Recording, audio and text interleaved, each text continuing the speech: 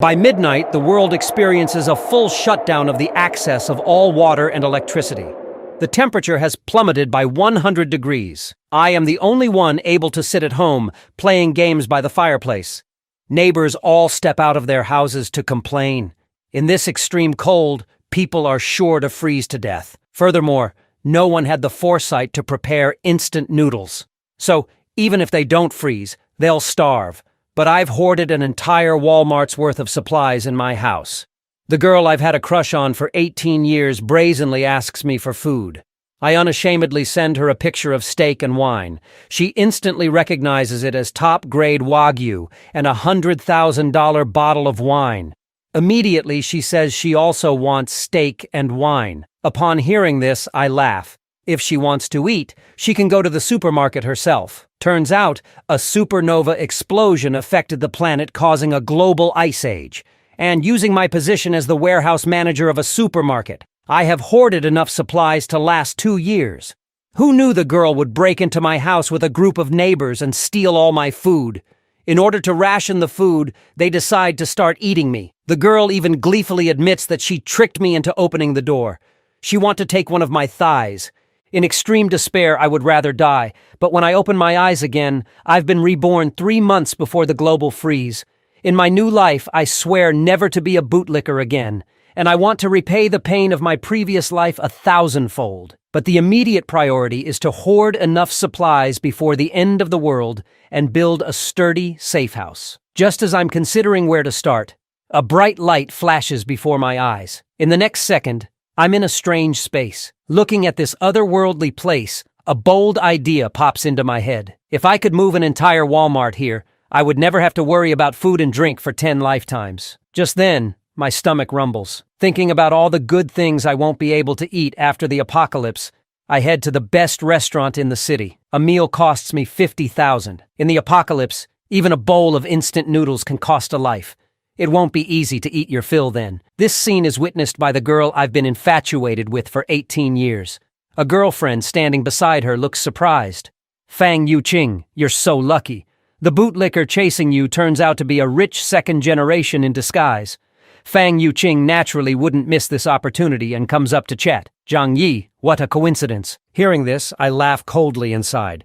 In my last life, I was tricked by her pretending to be pure and innocent. In the end, I became soup in her bowl. Although at this moment, I really want to kill this bitch. It would also land me in jail. I have to wait until the end of the world. Immediately, I pull out my bank card and ask them if they want to go shopping at the supermarket, thinking to use these two as my free labor. As expected, they happily agree. Sure, we're neighbors. We can help you carry a bit. Who knew I would buy 2 full shopping carts and throw them to the two? Free labor shouldn't go to waste. This leaves the girlfriend looking displeased. You're a big man. Aren't you going to do any of the work? Upon hearing this, Fang Yuqing hastily chuckles. I've done you a big favor today. You owe us a big meal. Hearing this, I laugh coldly inside. Of course, I'll have to treat you two well. When the extreme cold comes, not one of you will be able to run away. Just then, Auntie Lin from the neighborhood committee walks up with her grandson. Little Zhang, you can't eat all this by yourself. How about sharing some with Auntie Lin? After she says this, her 2-year-old grandson starts taking things from my shopping cart. I grab it back right away. Sorry, I don't even have enough for myself. Upon seeing this, the child immediately started making a fuss. Big villain, give it back to me, or I will kill you, he shouted. In response, I coldly said, dare to say that again, believe it or not, I'll slap you to death. This yell made the child cry immediately. However, Auntie Lin wouldn't back down. What are you doing, a grown man haggling with a kid? I'll buy this box. I'll transfer you the money later. Stop acting like we're trying to take advantage of you. I immediately displayed my payment QR code, always saying later, either pay me now or go to the supermarket yourself.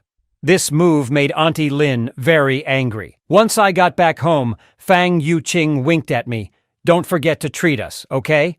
After I sent the two of them away, I stored all the purchased food in the alternate space. Next, I had to build an impenetrable steel fortress with heating devices and medical supplies. It would be great if I could get some firearms, but I'm not in a hurry. There are still 90 days until the Ice Age. During this time, I have to sell off my property as quickly as possible. With money, I can always get what I need. The next morning, I came to the alternate space to check the freshness of the food. Although I can't store live creatures, the food remains as fresh as when I bought it. I took out my phone and contacted the best local restaurant and booked 500 tables of meals. I said I wanted to host a banquet for 3 days and 3 nights, but the hotel manager said, the cost for 500 tables of food and drink will not be less than $1 million, and a deposit of $200,000 is needed in advance. Without any hesitation, I transferred $200,000 over. Then I found my property certificate and went to the bank to mortgage it. After the apocalypse, money will become useless waste paper. But mortgaging the property and adding my own savings is only enough to build my safe house. I need more funds to purchase weapons and supplies. As I was thinking about how to get more money, a man in a suit walked up to me and said, "Bro, do you need money?" I was delighted.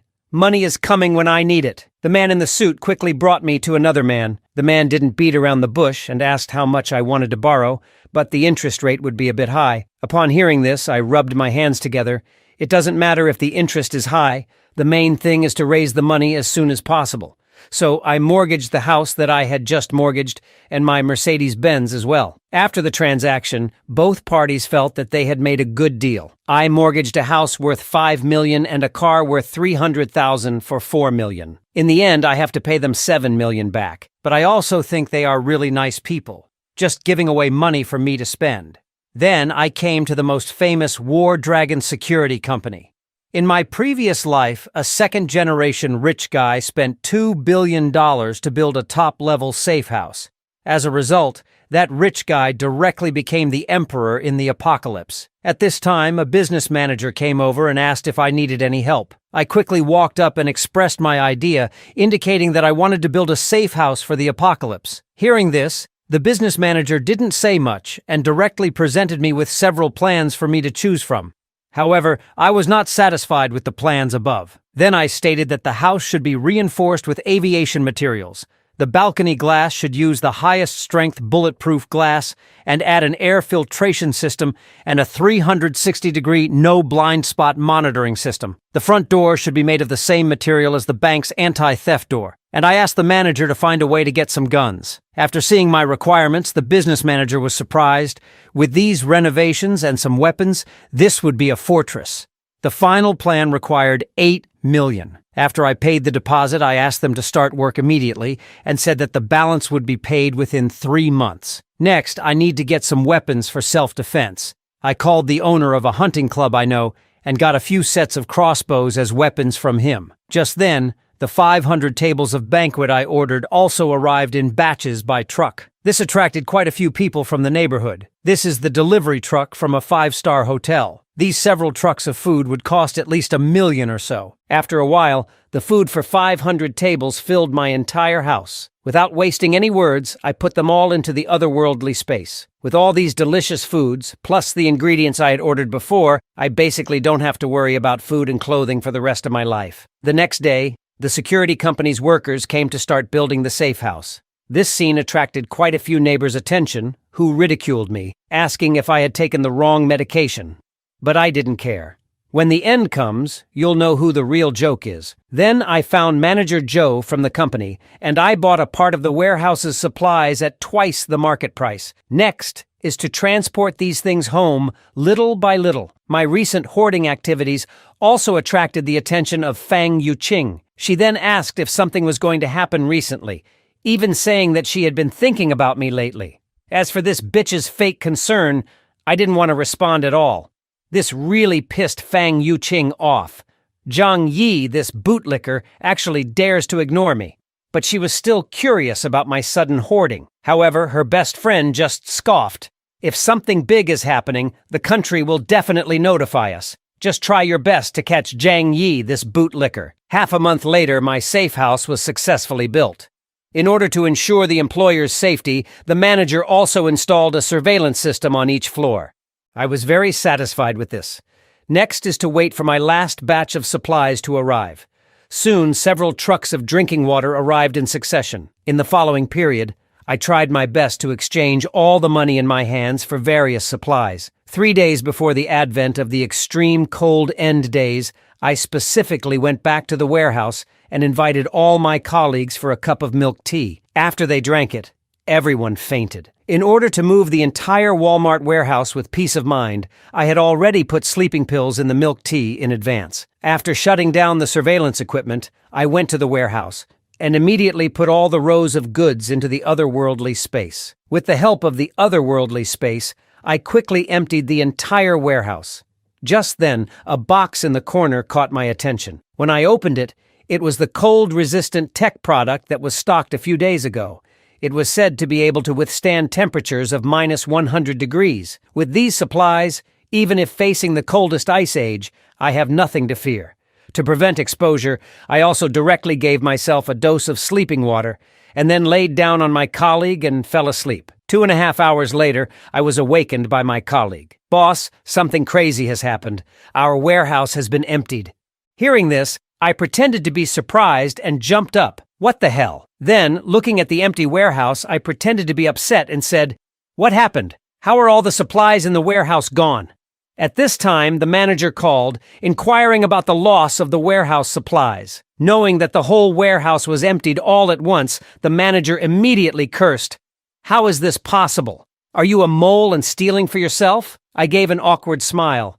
"Manager, what do you take me for? Besides, I'm not that capable. I think we better report to the higher department as soon as possible, so as not to delay the investigation time." After hanging up the phone, I quickly comforted my colleagues.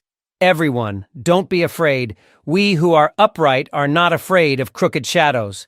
Soon, all the colleagues on duty and I were called to the police station for questioning.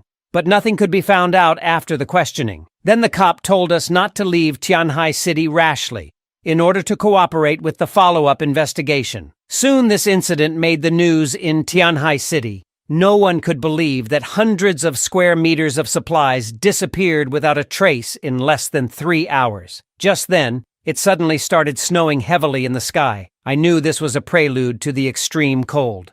So I hurried home. 3 days later, the shockwave from a supernova explosion swept across the globe. This brought about a devastating disaster to the entire planet. The temperature began to plummet overnight. Looking at the heavy snow outside the window, I remained calm. What was destined to come eventually came. But at this time, the homeowner group became lively. After all, it was the first time to see such heavy snow in the South. I looked at all this with a calm face. Perhaps for many people, this might be the first time they saw snow, and it could also be the last. In my past life, the heavy snow lasted a full 3 months, and the temperature would get lower and lower, causing many people who had not stocked up on food in advance to freeze to death in this winter. On the second day of the extreme cold weather, the heavy snow at the entrance of the residential area had piled up to half a person's height. Even if people indoors turned the air conditioning to the maximum, they still shivered from the cold. But I, who had prepared various heating equipment in advance, was sleeping soundly. But just then, I was suddenly awakened by a ring of the phone. It was a call from the Fang Yuqing. She asked cheerfully, "Zhang Yi, did you know about the temperature drop when you stocked up on supplies? You didn't even tell me, and now I'm freezing." Hearing this, I scoffed and directly hung up the phone. This pissed off Fang Yuqing on the other side. This bootlicker, he dares to hang up on me. Then she shamelessly texted me asking for food. After reading it, I laughed. She still wants to treat me like a bootlicker, huh? I directly sent her a picture of steak with wine. Fang Yuqing recognized at a glance that this was a top-tier Wagyu beef and a bottle of wine worth 100,000. She immediately said that she also wanted to eat steak and drink wine. After hearing this, I laughed. If you want to eat, go buy it yourself at the supermarket. After seeing my message, Fang Yuqing was furious. But after thinking about it, she calmed down. After all, she has to hook me, the fish. And I, full and bored, started watching TV. Just then, the tablet monitoring the building suddenly made a noise. I saw Auntie Lin on the screen solemnly saying, "Everyone, don't panic and scramble for supplies. This extreme weather will last at most 2 or 3 days. Our neighborhood committee will help everyone through this. Rushing for supplies will only lead to price increases. If anyone dares to hoard supplies, I will report to the authorities." But just then, a voice sounded behind them. "Auntie Lin, how can you determine that this heavy snow will not last long? You are blocking everyone from going out to buy things. Will you be responsible if something happens? Hearing this, the surrounding homeowners also echoed, if we don't hoard supplies now, will you be responsible if we run out of food later? Auntie Lin quickly stated that the neighborhood committee would take responsibility for this matter. Then she pointed at me and cursed, Zhang Yi, don't stir up trouble here. This is an illegal act. But I didn't bother to deal with her and turned around to go back to my super safe house. A week passed quickly, but the heavy snow outside showed no signs of stopping. I was having fun at home as usual. Suddenly, a message came in on my phone. I saw Auntie Lin in the group chat, calling me out by name to go shovel snow. I didn't even think about it and directly refused her. With such heavy snow falling, we'd be shoveling slower than it's falling. Clearly, Auntie Lin was just trying to pick a fight. This got her gnashing her teeth in anger. Then, Auntie Lin commanded in the name of the neighborhood committee, Zhang Yi, you must go out and shovel snow. Whoever dares to lead the opposition will certainly be dealt with by the organization after the snow disaster ends. Seeing this, I said coldly, such a show of authority. Then I quickly typed a bunch of text and sent it out. How come I don't see you calling out the rich kids in the neighborhood, just picking on us honest people? Auntie Lin, since you're so capable, why don't you go ask Xu Hao and Chen Zhenghao to shovel the snow? Chen Zhenghao is the boss of a construction project. He has hundreds of people under him. And Xu Hao is a well-connected rich kid. In my past life, these two guys broke into my house and took all my food.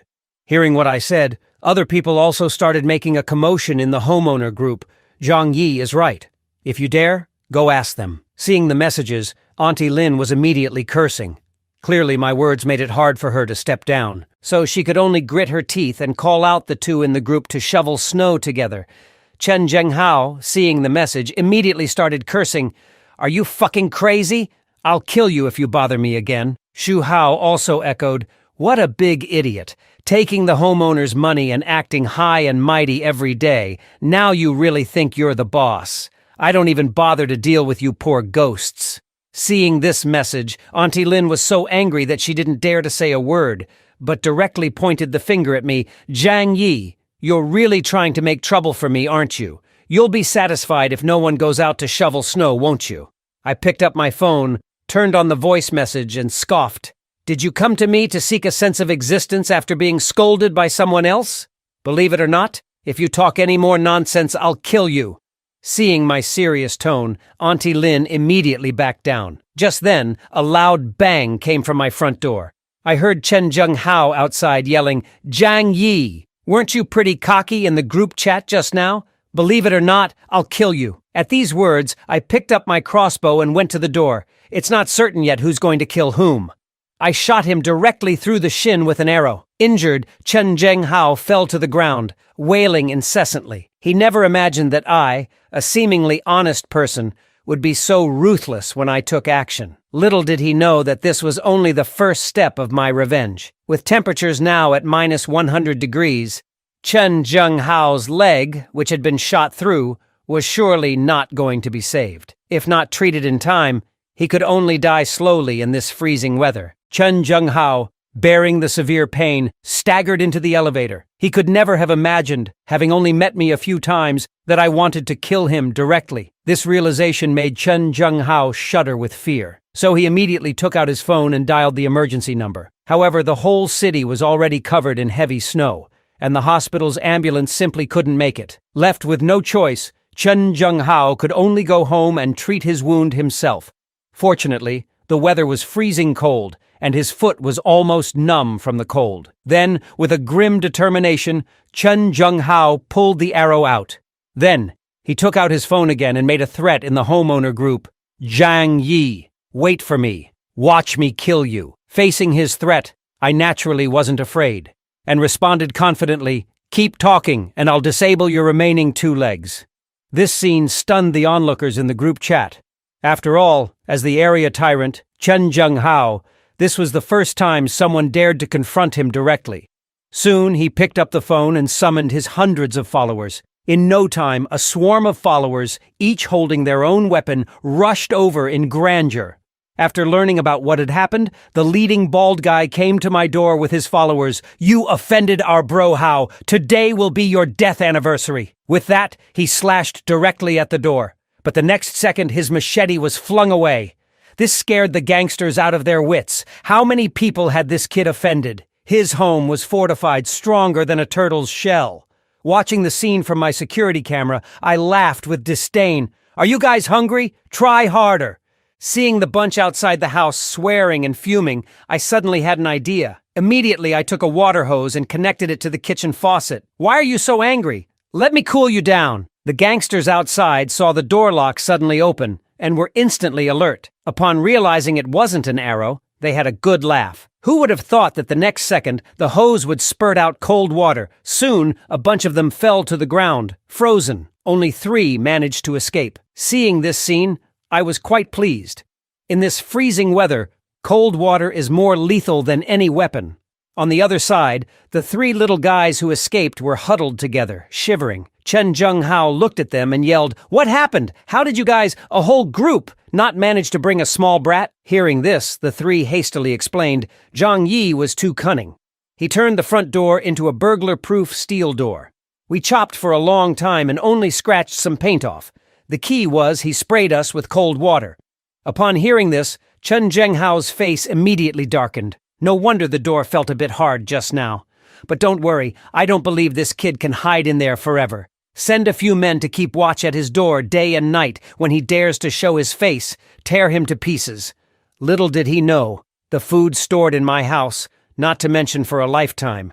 Even if it were for 10 lifetimes, it wouldn't run out. On the other side, Uncle Yu was leading a few people to clear the snow from the entrance of the residential area, planning to dig a path to the supermarket to replenish food.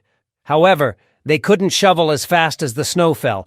After a while, they gave up and prepared to go back. Watching this scene, I sighed. Human power is simply no match for a disaster of this scale.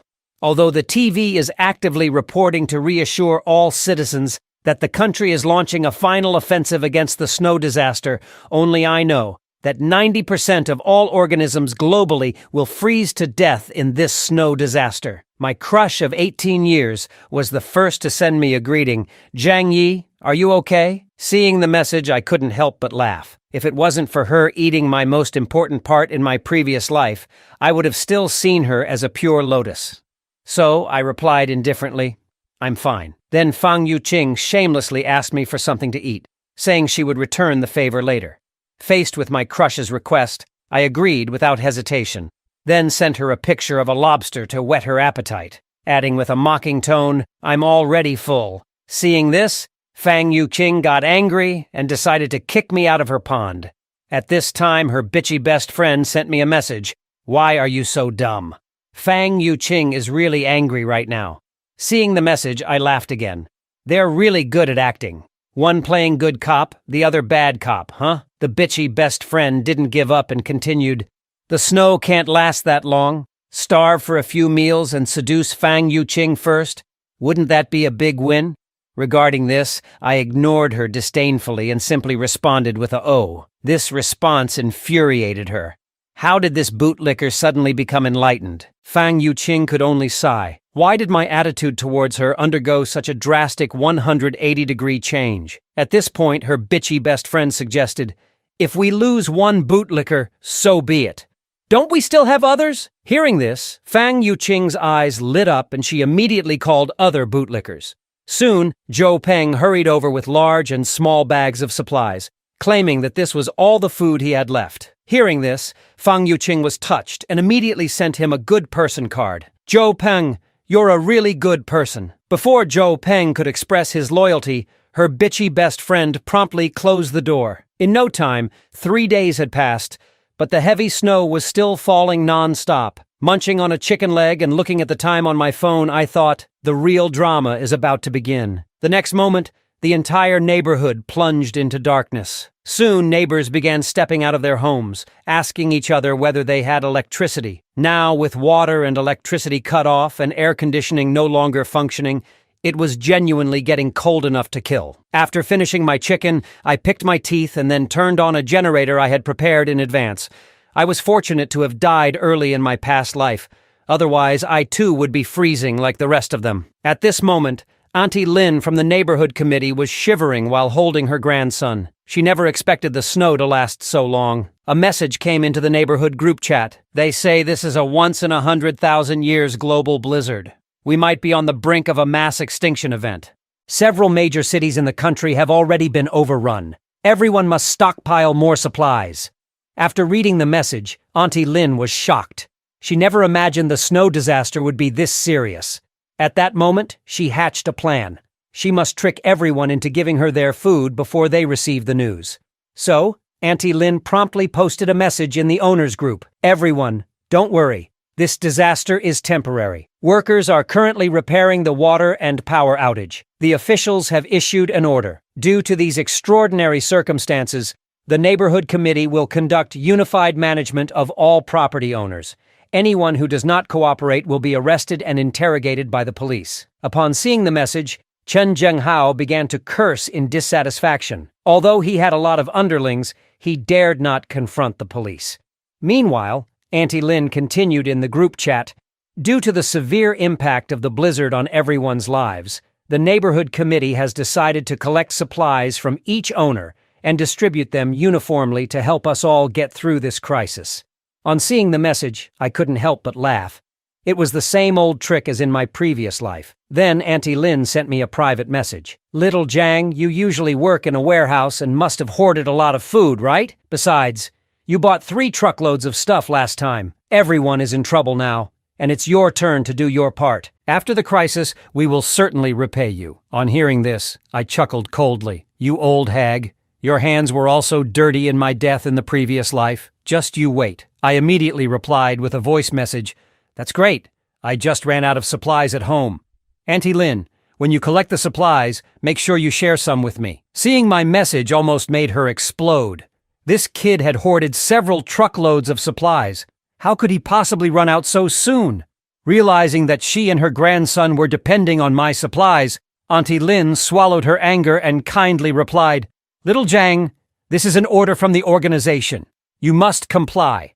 Once the snow disaster is over, I will definitely report your good deeds to the organization. On seeing her message, I laughed again. If I hadn't died early in my previous life, I might have believed her lies. So I picked my teeth and replied, Auntie, I'm not lying to you. I really don't have anything to eat at home. Why don't you take the lead and send me a few packets of instant noodles first? Upon hearing this, Auntie Lin could no longer restrain herself and furiously retorted, Zhang Yi, refusing to hand over your supplies is the same as opposing the organization. I will definitely report you to the organization for disciplinary action. I mocked her. You represent the organization? You're not even a civil servant, not to mention a public institution staff. Why don't you ascend to heaven? It's okay for you to show off normally. But now that things are like this, you still think you're so important. As soon as I said this, it made Auntie Lin so angry that she smashed her old-fashioned phone. This little brat dares to talk to me like that. After all, I'm a leader in the community. After failing to get any advantage from me, Auntie Lin turned her attention to other homeowners, thinking, it doesn't matter who I can deceive, as long as I can deceive some. 2 days quickly passed. Under Auntie Lin's coaxing, quite a few homeowners had actually sent their supplies to her home. Looking at this scene, I sneered in my heart. What a bunch of fools, believing in some great Samaritan in this post-apocalyptic world.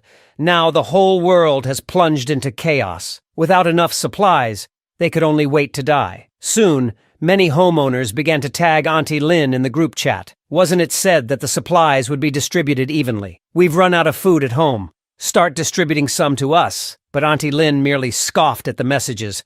What a bunch of idiots. These supplies were obtained through my hard work. How could I possibly give them away so easily? Just then, her phone rang. Seeing that it was Chen Zhenghao, she broke out in a cold sweat. What does he want with me? On the other end of the line, Chen Zhenghao said coldly, Auntie Lin, you have quite a method. You've actually deceived everyone's supplies into your home. Hearing this, Auntie Lin feigned innocence, saying it was the arrangement of the community committee, and she was just doing her duty. Chen Zhenghao laughed. That's perfect. Over 10 of us here are waiting for you to distribute the supplies. Hearing this, Auntie Lin coughed lightly. These supplies haven't been sorted out yet. Some homeowners haven't handed in their supplies. We can't start distributing them yet. The next second, the area tyrant Chen Zhenghao, along with his underlings, burst into her house. Seeing this, Auntie Lin's face turned pale. How dare you break into a civilian house? Is there no law anymore? To which Chen Zhenghao responded with a slap. And you think you've been lawful, deceiving everyone's supplies? Today, I'll act in the name of justice. Meanwhile, I watched the scene on the surveillance, cheerfully eating a sausage. The dogfight was finally about to begin. At that moment, I had a brilliant idea. If watching alone is fun, sharing it with others would be even better. With a love for drama, I immediately posted the surveillance video in the homeowners group chat. Surely, everyone's reaction to this would be quite amusing. On the other side, Chen Zhenghao and his gang had already broken into Auntie Lin's house, instructing his subordinates to take away all the food, not leaving a single thing behind. Hearing this, Auntie Lin hurriedly clung to Chen Zhenghao's leg. You can't take everything.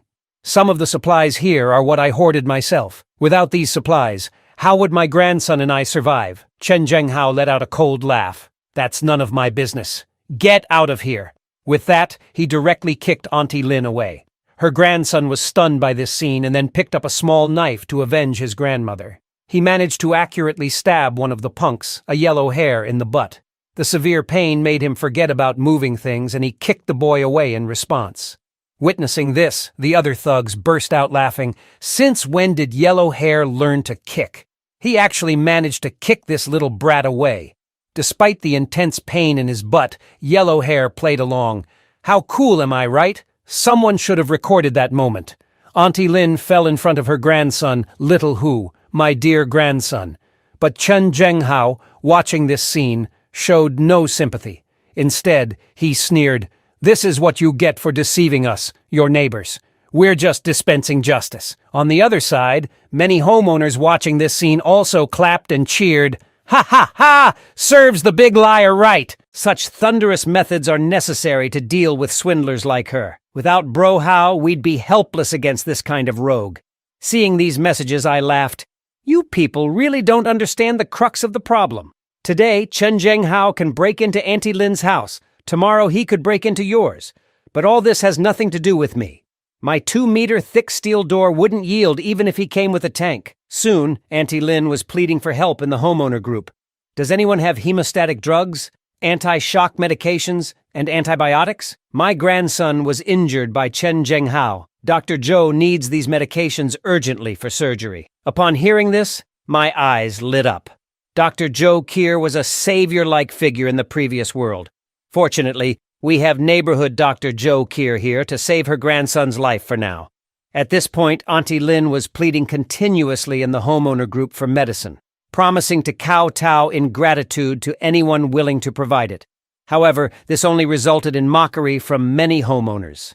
So you plan to kowtow in a chat group? Dr. Zhou, a kind-hearted beauty, saved your grandson. Why should we help you? After deceiving us of our supplies, you still have the audacity to ask for our help. Seeing this, I sighed. This was karma for Auntie Lin. Furthermore, the snowstorm had been going on for over a week, and the outside was practically paralyzed. Even if the boy was saved, how long could everyone last without food? At this point, the snow outside the community had almost buried up to the first floor. Many people had already heard from the news that this was a global snowstorm that occurs once every 100,000 years. No one knew what this snow disaster would turn into. Soon, a week passed in a flash, and the whole world was almost buried in the snowstorm. In some cities in the north, the temperature had even dropped to -100 degrees Celsius. Many residents who tried to evacuate southwards ended up freezing to death on the road. In the homeowner group, Auntie Lin began to play the morality card again. My dear grandson has been hungry for 2 days.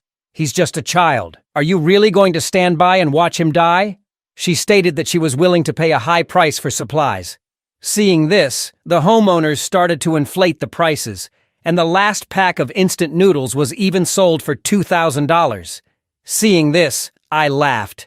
These people are not taking the apocalypse seriously. In a little while, you'll think paper money is too hard even to use as toilet paper. As a second-generation rich kid with some business acumen, Shu Hao started to hoard supplies at a high price. He was very clear that money in this apocalyptic world would become as useless as waste paper. He had to get rid of it while it was still useful. At this time, a single mother in the group sent out a plea for help, stating that she and her daughter were about to starve to death, hoping that everyone could help her. Seeing this, I laughed. In the past life, this woman and her daughter managed to survive for a long time. This Xi Li Mei is not as simple as she seems. 10 days passed quickly, and as usual, I was enjoying my time at home. At this moment, the phone on the table rang. Seeing the caller ID, I let out a cold laugh. This bitch finally couldn't stand it anymore? So I opened the video chat and sarcastically said, "You all look thinner after not seeing each other for a while." Behind me, the sight of food made the two people drool. "Why do you still have so much food in your house, Jiang Yi? Is it because you hoarded it last time?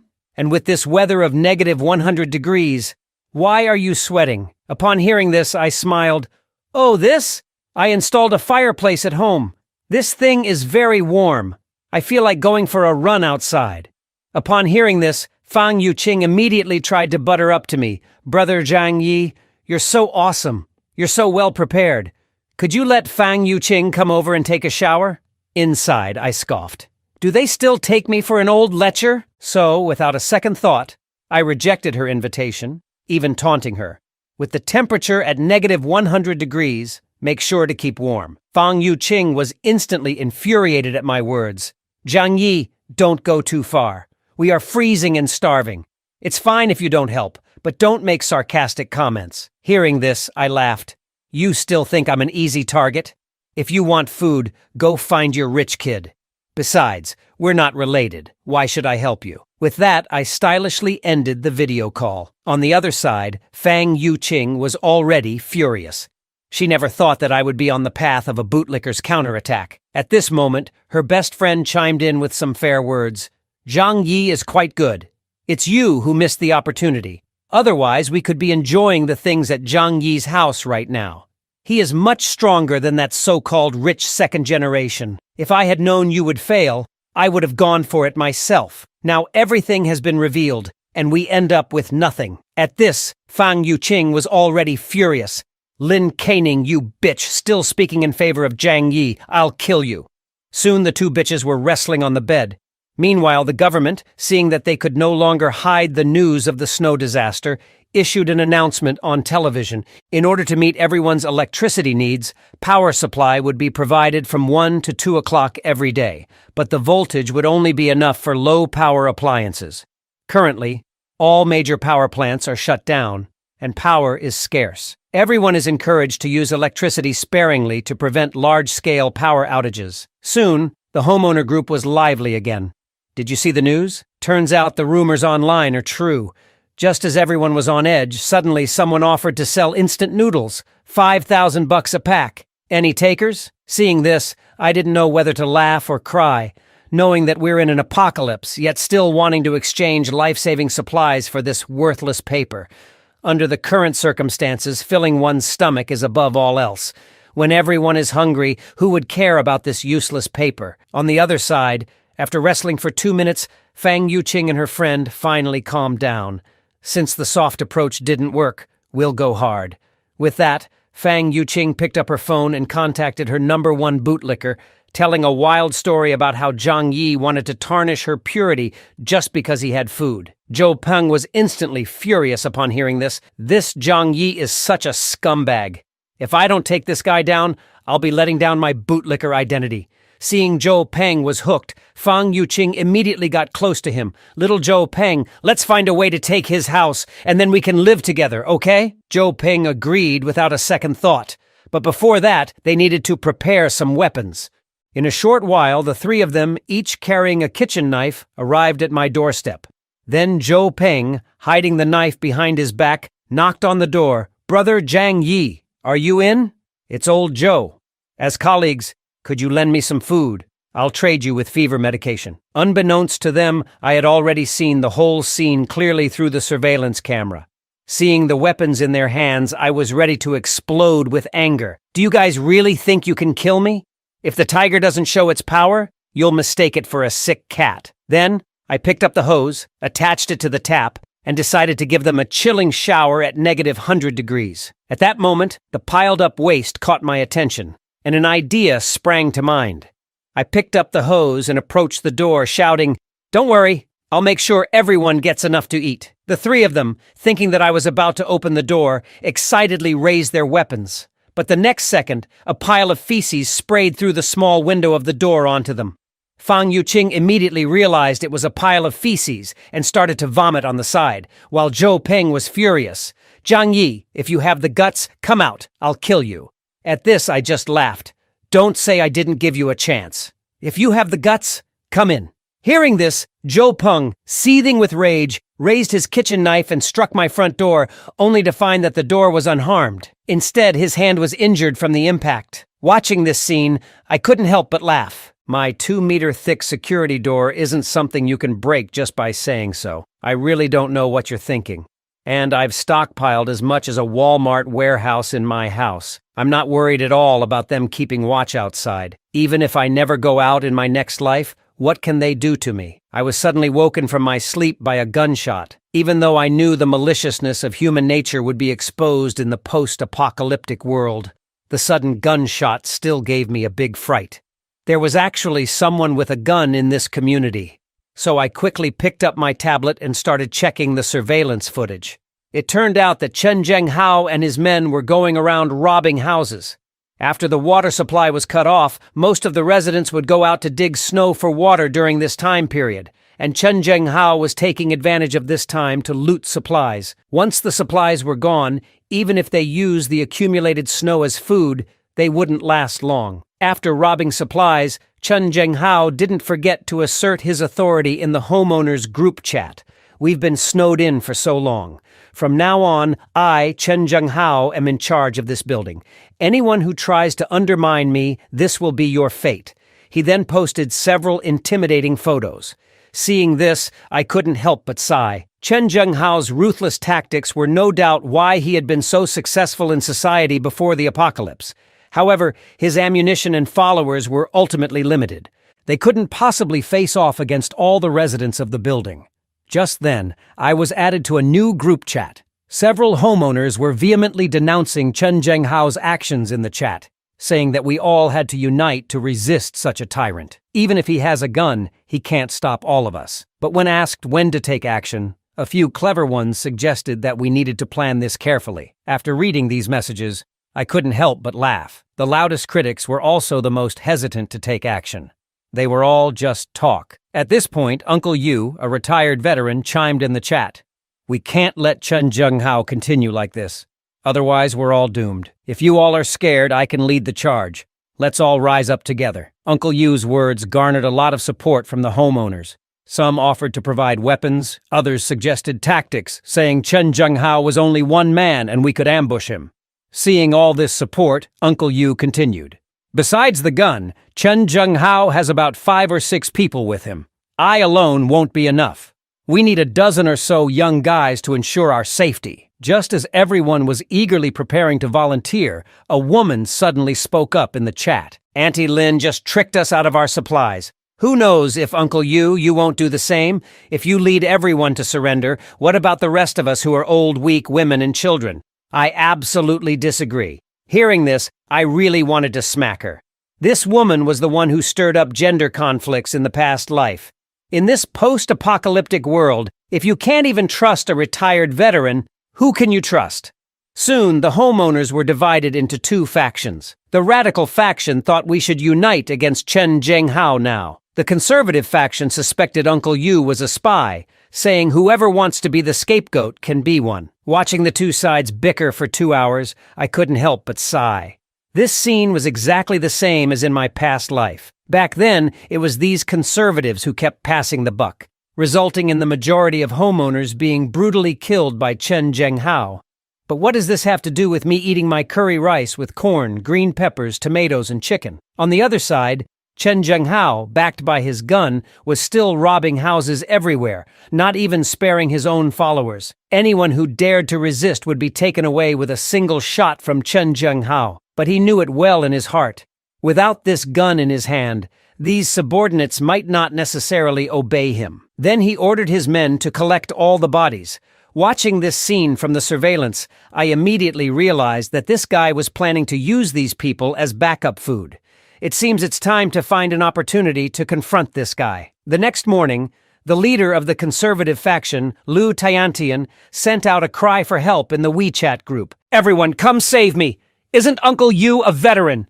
You all should be able to fight them off." As the impact on the door behind her grew more intense, Liu Tiantian grew more anxious and said, "I'm in trouble. None of you will be able to escape." But as soon as her words fell, the door behind her was broken open by someone, and then she was dragged out like a dead dog. Her ordeal didn't evoke sympathy. Instead, it drew mockery from the radical faction. "Serves you right for being a turtle. Your retribution has come, hasn't it?" On the other side, Fang Yuqing and her girlfriends were also very nervous when they saw this scene. If they didn't come up with a plan soon, their turn would come soon. At this moment, Fang Yuqing had a plan. She must spread the news that Zhang Yi, that guy, had hoarded a large amount of supplies, and then unite everyone to take over his house. So I was quickly added into a group chat of a mutual aid group. I saw Fang Yuqing at me in the group chat and said, "Zhang Yi, it's too dangerous for everyone to live separately now. Your door at home is particularly solid. We lack a secure base. I hope you can join our team. And now everyone must unite. If you are alone, you will be dealt with by Chen Zhenghao soon." Seeing the message, I couldn't help but laugh. They want to pull the same stunt as in the previous life. So I replied indifferently, "I'm fine. I'm used to living alone in this little broken house of 150 square meters with heating and electricity." Seeing this situation, the group chat immediately exploded. "Old Zheng, don't be so short-sighted. Everyone needs to unite now." Fang Yuqing also echoed on the side, "Saving a life is better than building a 7-story pagoda. You can save 7 people now. That would be a 48-story pagoda." What responded to them, however, was the message of me leaving the group chat. This made Fang Yuqing and the others stunned on the spot. When did this bootlicker evolve into a cool guy? Soon they began to discuss how to capture my fortress. Glasses Man suggested that as long as everyone was well protected, then directly force the door, they will surely take down that guy in one fell swoop. Brown Hair on the side agreed. And I used to work in a lock company. I can open any lock on the market. So they all agreed and came to my door to start prying the lock. They even prepared a few umbrellas to prevent cold water. As a result, Brown Hair pried for half a day. Found that he couldn't even budge my lock. I, who was in front of the surveillance, was sneering in my heart. This 5-layer reinforced security door of mine is comparable to the anti-theft level of a bank vault. And you, an ordinary lockpicker, want to pry it open? Then I activated the high-voltage electric defense feature. Brown Hair was shocked to a grimace. "Help me, please." However, Brown Hair Man soon fell to the ground, his body emanating a puff of black smoke. This sight stunned Fang Yuqing, who was standing by. The high-voltage electricity had Brown Hair Man's hands still stuck to the door. Witnessing this, I didn't feel any guilt. At this moment, Glasses Man pointed at the door and swore loudly, "Zhang Yi, you damned beast, come out! We came to talk to you, and you just killed someone. Now Lu Tao is dead because of you.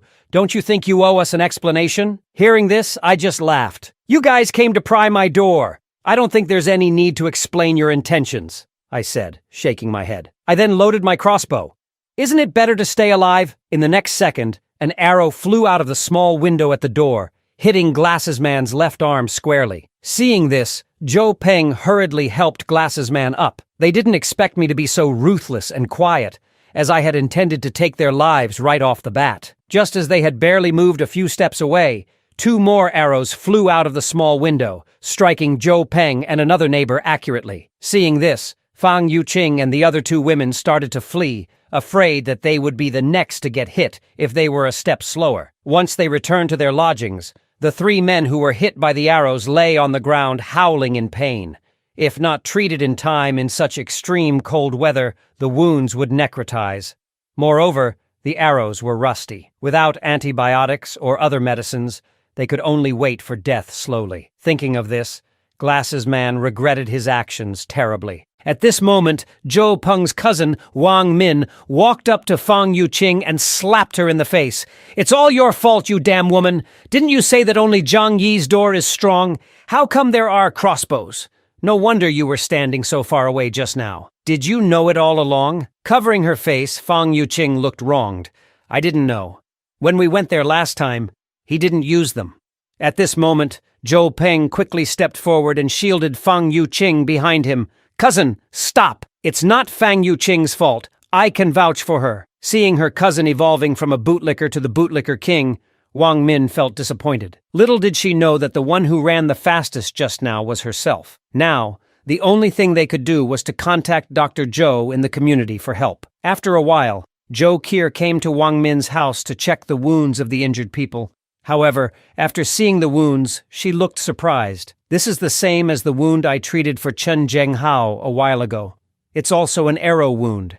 Then Zhou Kier said that the wounds were too deep. Without professional equipment, the success rate of surgery was less than 20%. Furthermore, the iron arrow was rusty all over.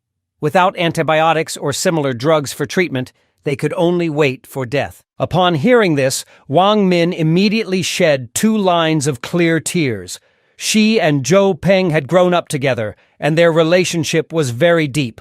She then fell to her knees, Dr. Zhou. You must find a way to save my cousin. Zhou Kier turned her head and said, if we rashly pull out the arrows without medication, the consequences will only be worse. I hope you understand. At this moment, Fang Yuqing stepped forward. I remember a month ago someone delivered a batch of drugs to Zhang Yi's house. There must be plenty of antibiotics and similar drugs. Why don't we ask him for some?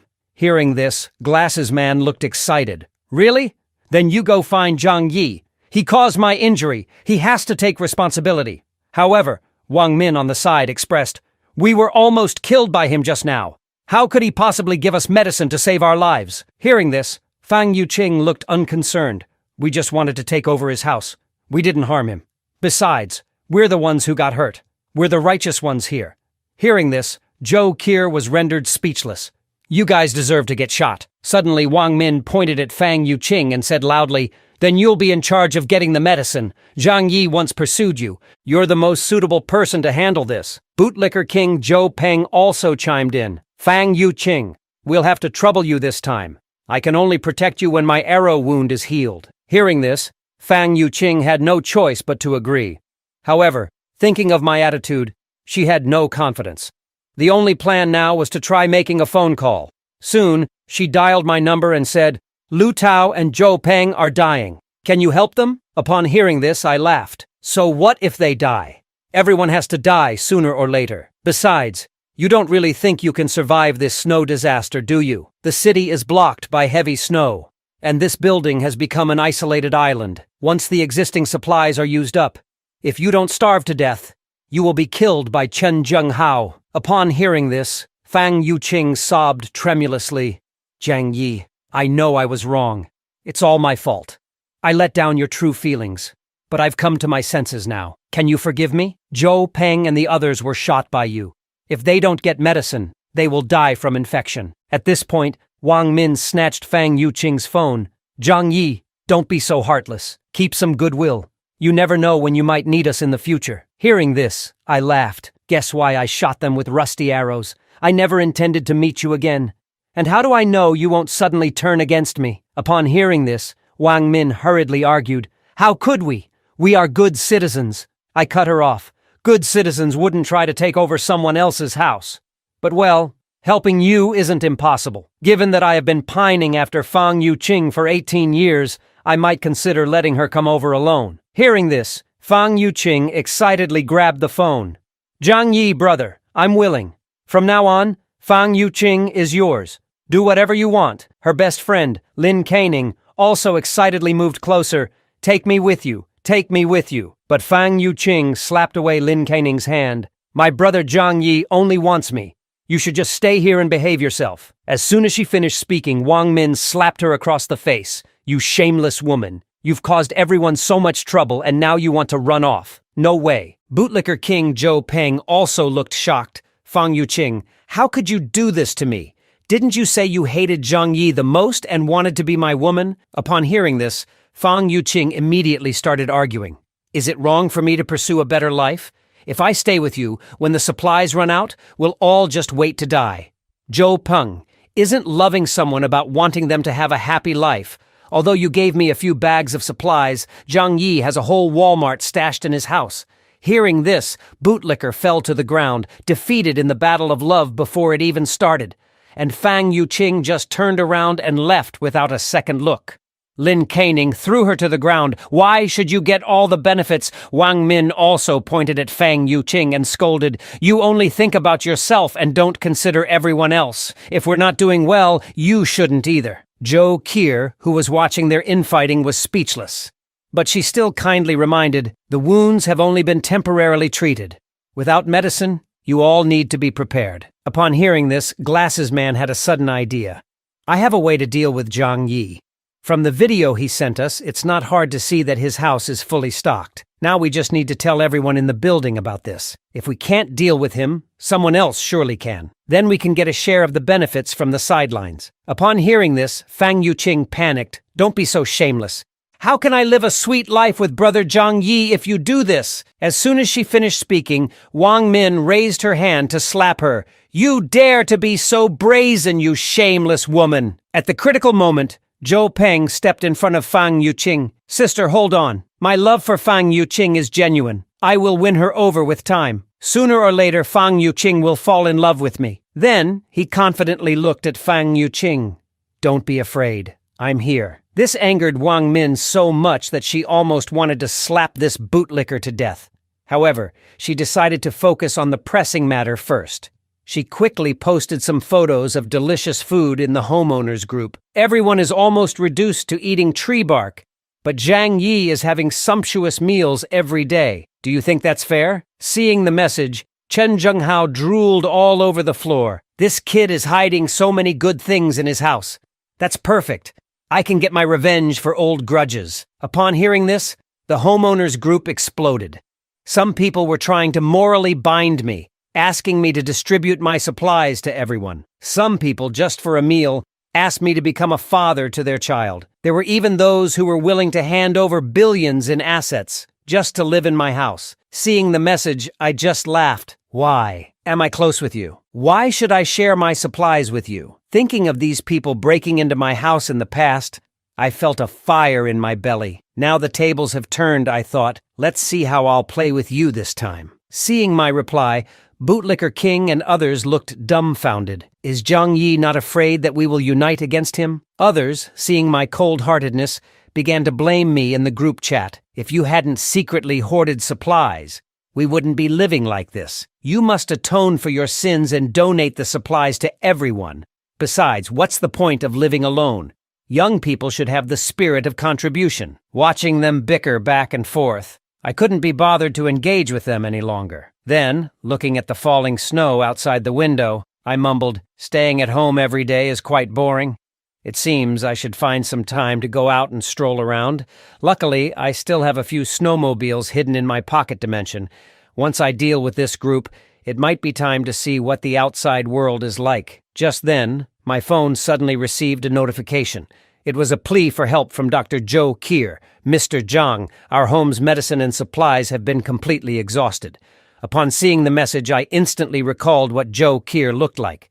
In my previous life, her death was due to her giving her last food to Zi Limei and her daughter. However, I didn't immediately agree to her plea. Despite a good impression of her from the last life, the prettier the woman, the more dangerous. I don't want to die at the hands of a woman after barely getting another life. I wouldn't provide help without being completely sure of her trustworthiness. So, I responded, I can provide supplies, but you need to exchange something for them. Upon seeing the message, Zhou Qier immediately agreed to become my private medical assistant. If I still wouldn't agree, she could only sacrifice something else, but I did not agree to her terms, and instead I said, I can provide you with medicine and food, but you have to do me a favor. Those neighbors are about to collapse soon, and they will definitely take action. I need you to be my spy, to acquire their action plans. So, the choice is in your hands now.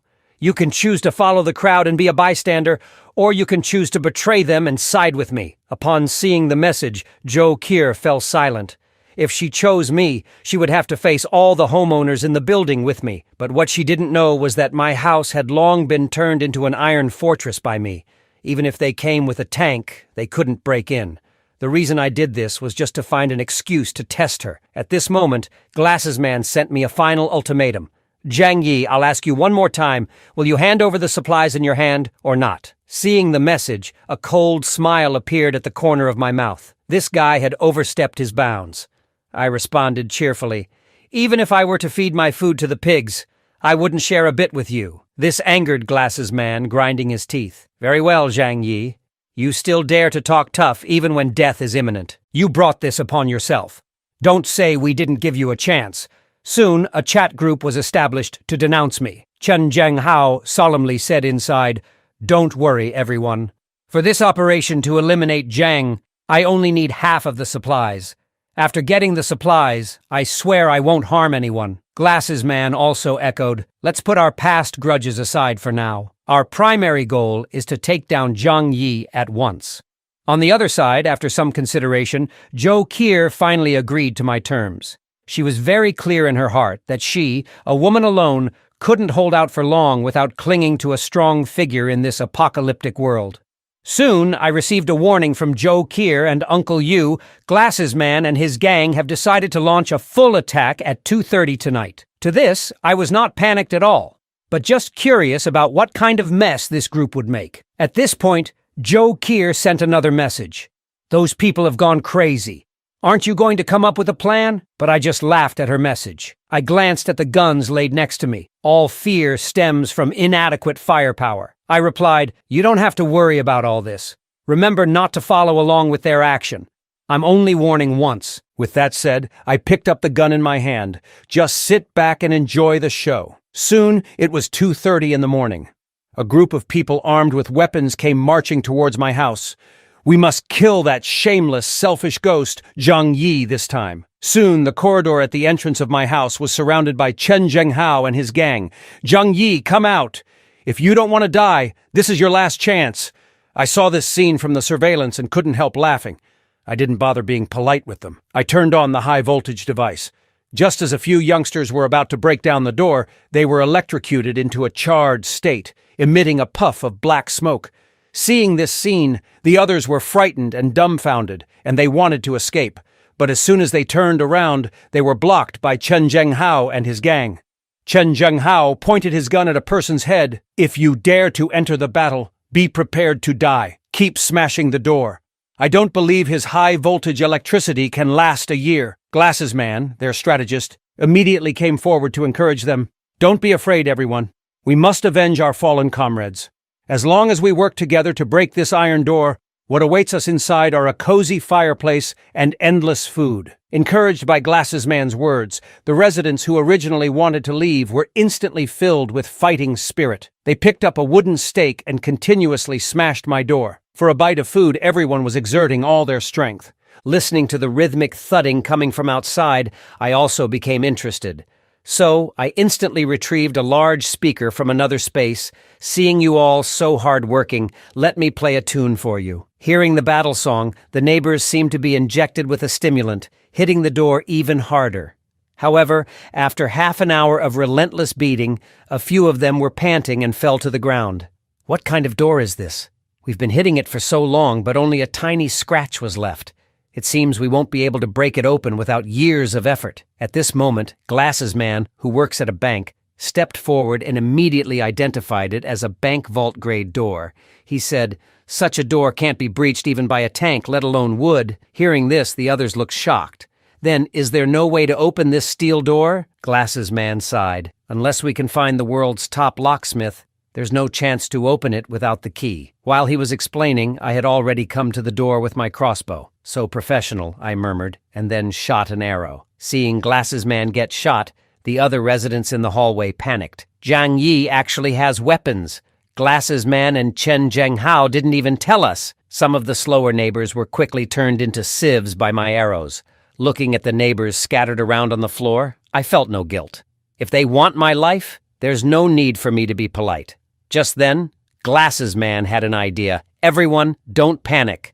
I have a plan. Zhang Yi's steel door might be thick, but the wall is still made of cement bricks. I don't believe we can't break it down." Hearing this, the neighbors seemed to understand. "We have so many people. We can definitely break his wall in less than half an hour." A few neighbors immediately mustered up their strength and started smashing the wall with vigor, while Glasses Man kept encouraging them. Sure enough, in a short while, cracks started appearing in the wall.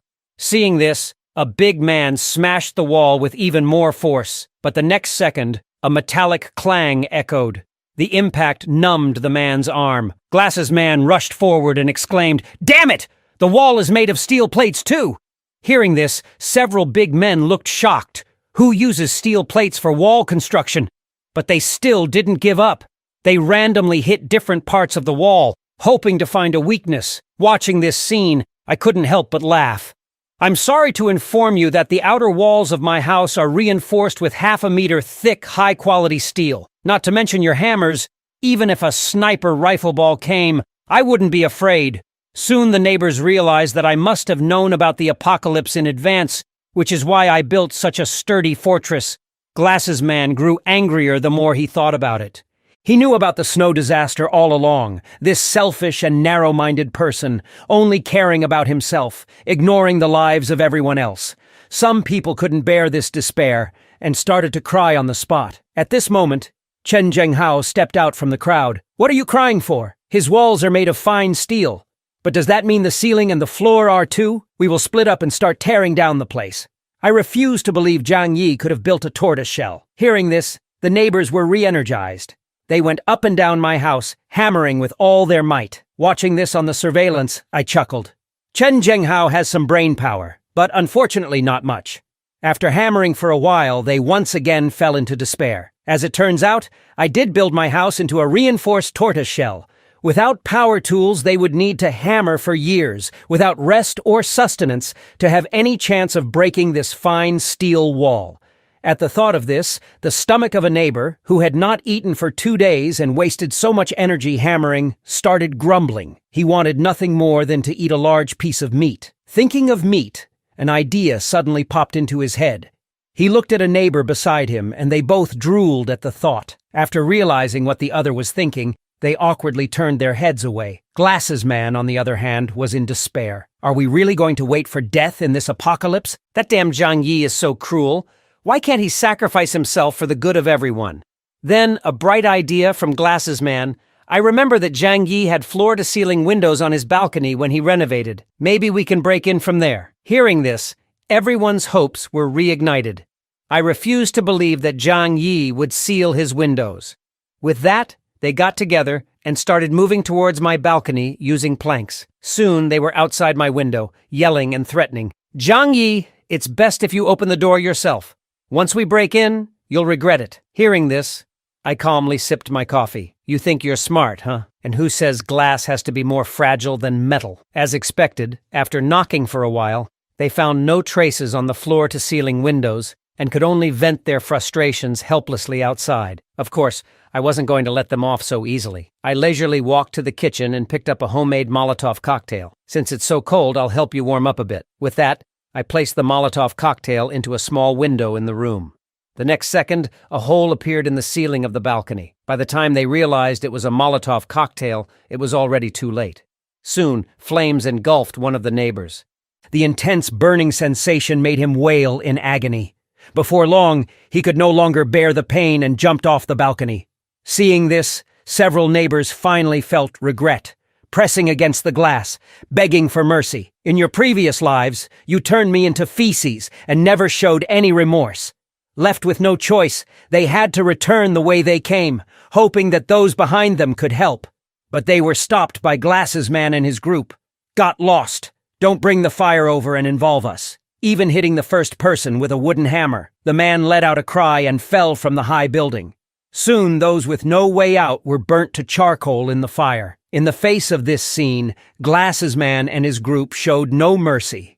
Instead, they gathered around to warm themselves by the fire. The neighbors, starved and no longer arrogant, dropped their weapons, crossed the balcony, and came back to my floor-to-ceiling windows. "Zhang Yi, we were wrong. We just want a bite to eat. Please save us. We'll do whatever you want from now on." Listening to the pleas from outside the window, I sighed. Don't be like this. It makes me feel so bad.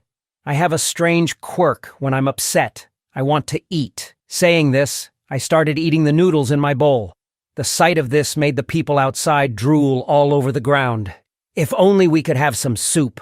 I know that in this apocalypse, only human hearts are unpredictable, but now I have a better strategy. I then said to the people outside, "Of course, I, Zhang Yi, am not a cold-hearted person who wouldn't save people. I'll give you a chance. Bring me Chen Zhenghao's head, and I'll feed you these kinds of noodles for a week, enough for each meal." Hearing this, they all looked excitedly at Chen Zhenghao in the next building. At this moment, in their eyes, Chen Zhenghao looked like a delicious roast chicken. Taking him down would mean they wouldn't have to worry about food and drink for a week. Seeing their ill-intent gazes, Chen Zhenghao felt a chill down his spine. A feeling of, "there are always villains trying to harm me," arose. Before he could think further, they charged towards him. However, under the threat of Chen Zhenghao's gun, they dared not act rashly. At this moment, Chen Zhenghao received a bounty notice I sent in the homeowner group chat, saying that anyone who could kill Chen Zhenghao would receive a week's worth of food. Seeing the message, Chen Zhenghao ran off immediately, finally understanding why everyone was giving him hostile looks. The following day, bright and early, several neighbors had already set up an ambush for Chen Zhenghao. Although Chen Zhenghao had a pistol, his bullets were ultimately limited. Moreover, my impenetrable safe house was simply not something they could break through. From previous attempts, they had already lost 40 to 50 people. Rather than starving to death sooner or later, it was better to find an opportunity on the crippled Chen Zhenghao. At this time, Chen Zhenghao was scolding his two subordinates to go out and eat snow. He was well aware. At this moment, he was the little fat lamb in the eyes of all the property owners. Whatever he did, he had to act quickly. Just then, two neighbors who had been ambushing for a long time launched a sudden attack with kitchen knives. Seeing this, the two subordinates were shocked. "Watch out for the back." However, it was already too late.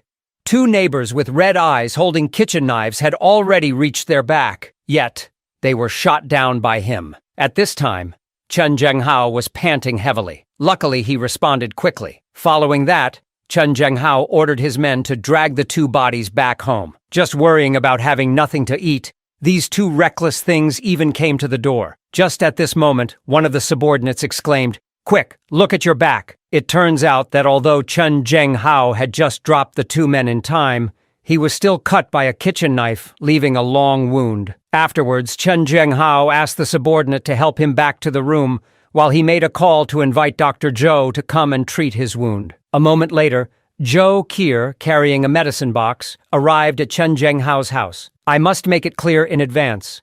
I won't help you for free." Hearing this, Chen Zhenghao smiled. "Of course, I'll share some food with you." After saying that, he had a subordinate bring over a basin of chicken feet. However, seeing the food, Zhou Kier felt nauseated. Naturally, she knew what was in the basin. She immediately declared that she would rather die than eat such a thing. Chen Zhenghao on the side gave a lecherous smile. "I can't bear to see you die." He knew how important it was to have a doctor by his side in this post-apocalyptic world. After saying that, Chen Zhenghao reached out to touch Zhou Kier's cheek. "I will save you for the last." Seeing this, Zhou Kier quickly slapped his hand away and turned around to leave, but was stopped by the two subordinates behind her. "Why is Dr. Zhou in such a hurry to leave? You must stay here until my wound heals." Then Chen Zhenghao began to discuss plans with his subordinates. Ever since I issued a bounty, Zhou Kier, who heard their conversation, immediately got up pretending to go to the bathroom, but actually, she was telling me their conversation in the bathroom. I told her to stay there and keep observing. Soon the door of Glasses Man's house next door to me was knocked on, and then Chen Zhenghao and his men swaggered in. Knowing that they were going to live here, the couple of Glasses Man didn't dare to say more. Fortunately, they had already hidden the remaining food on their bodies. There were so many empty rooms in this building, any one of them would be suitable to live in. Just at this moment, two subordinates landed a blow on the back of the couple's heads, and in no time the couple fell in a pool of blood. Chen Zhenghao, standing to one side, gave a cruel smile. "I'm doing this for their own good. The weather is so cold, they would freeze to death sooner or later if they go out. Moreover, we have to store some food, don't we, Dr. Zhou?" At this time, in Wang Min's house, the three Glasses men lay on the sofa, wailing incessantly. Ever since their last unsuccessful attack on my house, their plan to forcibly take medicine had also failed. Now, without the treatment of antibiotics and other drugs, their wounds had started to fester. A disgusting stench wafted through the entire hall. Seeing this, Glasses Man was shocked. He had just graduated and was looking for a job. He didn't want to die so soon. The wounds of Zhou Peng and the others were in the same condition. If it were just a simple scratch, it would be okay. But alas, they were wounded by my rusty arrows. Without the use of antibiotics, their wounds would only get worse. At this moment, Zhou Peng ran to Wang Min. "Can you please plead with Zhang Yi for us again?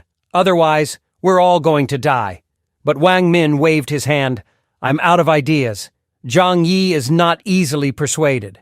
On the other side, after the bounty was put on Chen Zhenghao, he had begun to feel restless. He even feared that he would be ambushed by his subordinates in the middle of the night. So, he used meat and a pistol to threaten some residents to join his camp. Hearing that there was food, many people willingly joined.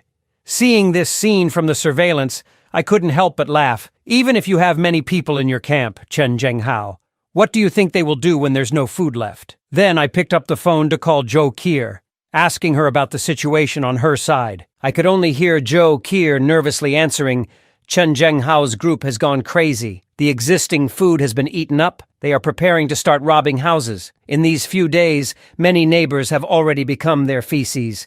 Then she pleaded, "Can you save me? I haven't eaten anything for 2 days. I can't hold on much longer if this continues." Upon hearing this, I paused for a moment. Zhou Qier is the main surgeon at the nearby Grade 3A hospital. In the post-apocalyptic world, doctors are hard to find. We can't let her die so easily. So I replied, "Don't worry. Once I finish this last task, I assure you will not want for anything." Just then, my front door was knocked. Zhou Peng was at the door, hysterical. "Zhang Yi, you coward, come out. Fang Yuqing is starving to death, and you're still hiding in here. Are you a man?" Hearing this, I laughed. "At this point, I'm willing to call you the last bootlicker in the apocalypse." "So," I said flatly, "you're still thinking about Fang Yuqing at a time like this? You should think more about yourself. Given your current situation, the tetanus bacteria has spread all over your body. Even if I gave you antibiotics, it would be useless. I remember you've been a bootlicker for so many years. I don't think you've ever even held Fang Yuqing's hand, have you? Instead of waiting here to die, you might as well do what you want to do." Hearing this, Zhou Peng suddenly realized. He struggled to get up, staggering back up the stairs. After returning home, Zhou Peng rushed into Fang Yuqing's room, kneeling down before her with a thud. Seeing Zhou Peng in this state, Fang Yuqing was instantly scared into screaming, "Zhou Peng, what are you doing?" Zhou Peng, his eyes bloodshot, stared at her intently.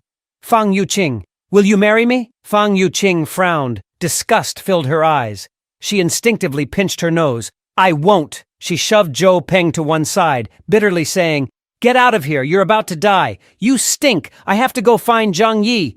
Who do you think you are? You're not even a spare tire in my book." Zhou Peng broke down. He had given so much for Fang Yuqing, even his own life was at stake. But Fang Yuqing never had a heartbeat for him from beginning to end. In desperation, Zhou Peng grabbed Fang Yuqing's neck tightly, shrieking hysterically, "You love me. I'm going to die soon. Let's go to hell together forever." Seeing this, Fang Yuqing fearfully slapped Zhou Peng. "No. Get away from me. You smell so bad, disgusting. You dare call me smelly? Isn't it because of you that I ended up like this?" Fang Yuqing, her face turning purple from Zhou Peng's grip, struggled desperately. "Who's to blame if you're useless? Desperate loser." Meanwhile, after a night of deep thought, Zhou Qier finally agreed to Zhang Yi's proposition. She knew it was a test from Zhang Yi. Although dangerous, if she didn't do it, she wouldn't last long under Chen Zhenghao. With this thought, Zhou Qier slowly walked towards the kitchen. She told Chen Zhenghao that she wanted to help in the kitchen. Hearing this, Chen Zhenghao thought Zhou Qier had come to her senses, nodding his head in approval. "That's best. I knew you couldn't resist. You still have some use for me now." Zhou Qier turned her head back and returned to her usual aloof demeanor. She slowly said, "I don't want to die. I want to live." Hearing this, Chen Zhenghao finally relaxed. He waved his hand nonchalantly and let Zhou Qier into the kitchen to help. Once inside, Zhou Qier picked up an axe and started to chop wood for the fire. Energy is scarce these days. Cooking can only be done by burning furniture. Although she had agreed to Zhang Yi's terms, she couldn't help but feel a bit hesitant about this kind of meat. After a while, a little brother asked Joe Kier to watch the fire. Don't let it go out. Then he turned and left to prepare the ingredients. Seeing this, Joe Kier knew her chance had come. First, she pulled out a small bottle from her pocket, poured all the liquid inside into the pot. Then, fighting the nausea in her stomach, she carefully stirred the pot. At mealtime, she served everyone a large bowl of meat soup. Chen Zhenghao, looking at the steaming meat soup in his bowl, smiled.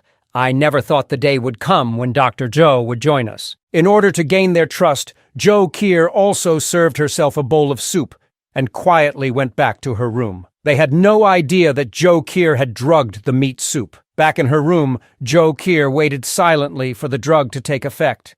She had put most of a bottle of sleeping pills in the pot. These sleeping pills work quickly. Just one pill can put someone into a deep sleep in 30 minutes. Now all she had to do was wait and pray that Chen Zhenghao wouldn't notice she had tampered with the soup. In no time, Chen Zhenghao and the others fell asleep on the sofa. Seeing this, Joe Kier knew the drug had taken effect. She took a deep breath and immediately messaged Zhang Yi. I've given them a large dose of sleeping pills. They've all passed out.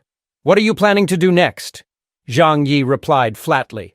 Drag them to the balcony. Seeing that Chen Zhenghao and his group were all here, I immediately let out a cold sneer. You guys finally fell into my hands, huh? Joe Kier saw me smirking on the other side and nervously asked, Do you plan to kill them all? Hearing this, I smiled and directly tossed a hemp rope over. You guessed wrong. The one to take action is you, not me. Now find the gun on Chen Zhenghao and throw it to me. Then tie them all to this railing. Upon hearing this, Joe Kier hesitated. If she was really to kill, she didn't know if she could do it. Before she could think more, I pointed a handgun directly at her. You only have this one chance, miss it, and it won't come again. Seeing that I wasn't joking, Joe Kier had no choice but to follow my instructions and tie up Chen Zhenghao and his group. Then she found that ostentatious handgun on Chen Zhenghao. Just then, I pointed the handgun directly at Joe Kier's head, took out the gun's magazine, and then threw it over. Hearing this, Joe Kier looked hesitant. How do I know you won't suddenly turn against me? But I just laughed. Do you have any other options now? In such extreme weather, you won't last long without my help. Upon hearing this, Joe Kier had no choice but to remove the magazine according to my instructions. And then she threw the handgun to me. After receiving the gun, I carefully examined it.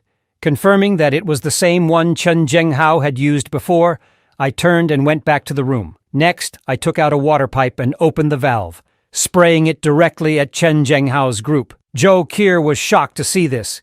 This way of turning people into ice lollies was utterly cruel. Chen Zhenghao, who was sleeping soundly, was frozen awake on the spot. The few underlings next to him were also screaming from the negative 100-degree cold water. Looking at his bound hands and feet, Chen Zhenghao realized that he had been drugged.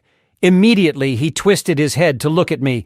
Zhang Yi, you are so despicable. Hearing this, I just laughed. You dare to call me despicable? It's time to send you guys on your way. With that, I opened the valve again. The next second, a thick column of water sprayed directly at several people. In such extreme cold, no one can withstand negative 100-degree water for 3 minutes. Sure enough, Chen Zhenghao and his group on the other side had already been frozen into ice lollies. Just at that moment, Joe Kier received my call. You've done a good job. You've passed the test. After hanging up the call, Joe Kier collapsed on the ground. Though she could finally survive, she was no longer the white-robed angel. Under my guidance, Joe Kier had successfully proven her value, and I naturally kept my word, deciding to let her live in my house. A moment later, Joe Kier cautiously arrived at my front door. Although I could see from the surveillance that she didn't carry any dangerous items, I didn't dare to be careless, so I picked up the handgun, pointed it at the door, and said coldly, "The door's not locked. You can come in." Upon hearing this, Joe Kier nervously pushed open the heavy steel door. Seeing her enter, I immediately locked the door, and Joe Kier collapsed directly on the floor. At this moment, a long-lost sense of warmth was filling her body. Joe Kier knew that I was living a decent life, but she didn't expect it to be this good. Apart from ample food, there was even a heating fireplace. Compared to the -100-degree weather outside, this was a warm paradise. But just as she was about to lose herself in this comfort, I put the gun directly to her back. "Dr. Joe, don't rush to enjoy. You don't think you've passed my test that easily, do you? Now you need to do one last thing. That is to prove to me you're not dangerous. Since you've chosen to align with me now, shouldn't we be honest with each other?" Upon hearing this, Joe Keir naturally knew what I meant, so she took off her coat directly, exposing her figure in front of me. Of course, I had no time to admire. Seeing that she had no hidden dangerous weapons, I handed her a bath towel. "You've worked hard these days. Go take a hot shower first. You stink." Hearing this, Joe Keir couldn't help but complain internally, "As if everyone lives as well as you. Life is even better than before the apocalypse." Soon the sound of the shower was heard from the bathroom, and I was fiddling with the medical kit that Joe Keir had brought in the living room. I put everything like syringes into the different space. Though we were being honest, it's always better to be cautious. 2 hours later, Joe Keir, dressed in pajamas, emerged from the bathroom, her wet hair hanging down her back. There was a thrilling beauty about her. I then patted the sofa next to me, indicating for her to sit down. Next, I picked up the hairdryer and began to blow-dry her hair. "I didn't let you live here because you're pretty, but because you're of some value to me. But you have to understand, this is my home. Allowing you to live here is a great favor, so it's best not to have any bad intentions. There's surveillance all over this room. Once I find you plotting against me, I'll have no qualms about killing you." Then I pointed to the room next door. "You'll live there from now on. Without my permission, you're not allowed to wander around." Hearing this, Joe Keir replied softly. She was very clear about the consequences of being thrown out by me. Then I continued, "Dr. Joe, you're a smart person. I hope you can do as you say. Of course, I won't treat you unfairly." At this point, I walked behind Joe Keir. "I'm about to reveal my biggest secret to you." Doing this was naturally to ensure Joe Keir's loyalty to me. Then I continued, "Everyone knows that the cause of this snow disaster is the gamma rays from a supernova explosion, but these rays can also cause mutations in humans. With that, I conjured a loaf of bread out of thin air. This is the superpower I gained. Different space. I can store any supplies in it." Seeing this, Joe Keir also suddenly understood. No wonder I was living such a comfortable life. I must have stored a lot of supplies in advance. Then I continued, "Dr. Joe, you're a smart person. Only by following me can you enjoy all my supplies. Will you have food to eat, hot water baths to take? Once I die, the supplies in the different space will disappear with me. So, you can only survive if I survive. Right now, I don't fully trust you. You need to exchange labor for rewards, so from now on, you'll be responsible for all the housework." Just as Joe Keir was about to agree, I interrupted her. "Besides this, what else can you offer me?" Upon hearing this, Joe Keir's cheeks suddenly turned red. Being a smart person, she naturally knew what I was talking about. The next day, I looked at the still sleeping Joe Keir with mixed feelings. Having a woman around in the apocalypse is quite nice. If I were alone, I fear I might have a mental breakdown one day. Then I knocked on the door, signaling Joe Keir to get up for breakfast. Joe Keir woke up from her sleep. This was the best sleep she'd had since the apocalypse began. Then she dressed and came into the living room. Afterwards, I smiled. "What are you waiting for? Hurry up and eat." Hearing this, Joe Keir didn't hesitate. She picked up the hamburger on the table and started eating it hungrily. Seeing my half-smiling expression, Joe Keir realized her eating manners were not good. So she sat up straight like a well-behaved child. After Joe Keir was full, I tossed her a thermal coat. This coat is a high-tech product from before the apocalypse. It can withstand temperatures down to -100 degrees. Then I gestured for Joe Keir to come out with me. Joe Keir was puzzled. "What are we going to do?" At this, I gave a cold laugh. "Obviously, we're going out to smash those icicles to pieces. Those scum, even if they're frozen into icicles, are still disgusting to look at. Of course, I mainly want to set an example." Hearing this, Joe Keir started to think, holding the baseball bat. Although these people were indirectly killed by her, she still hesitated to smash them. Before she could think too much, I made a gesture of invitation. "Dr. Joe, it's your turn to take the stage. Seeing this, Joe Kier couldn't say anything else. She immediately climbed over the balcony and went to the other side along the board. Then, she raised the baseball bat in her hand and smashed it down on the people frozen into icicles. Watching this, I took out my phone and started recording. Seeing this, Joe Kier was puzzled. "Are you recording? I want to show those dishonest guys who's in charge of this building now." At this, Joe Kier didn't hesitate and continued to swing the baseball bat in her hand. At this moment, she didn't care about her angel in white image. As long as she could survive, that's all that mattered. However, what she didn't expect was, right after I posted the video in the owners group, not only did the neighbors not blame her, they applauded her. Some even wept for joy at the sight. After all, Chen Zhenghao had been domineering here for a long time, and there were no few owners who had died at his hands.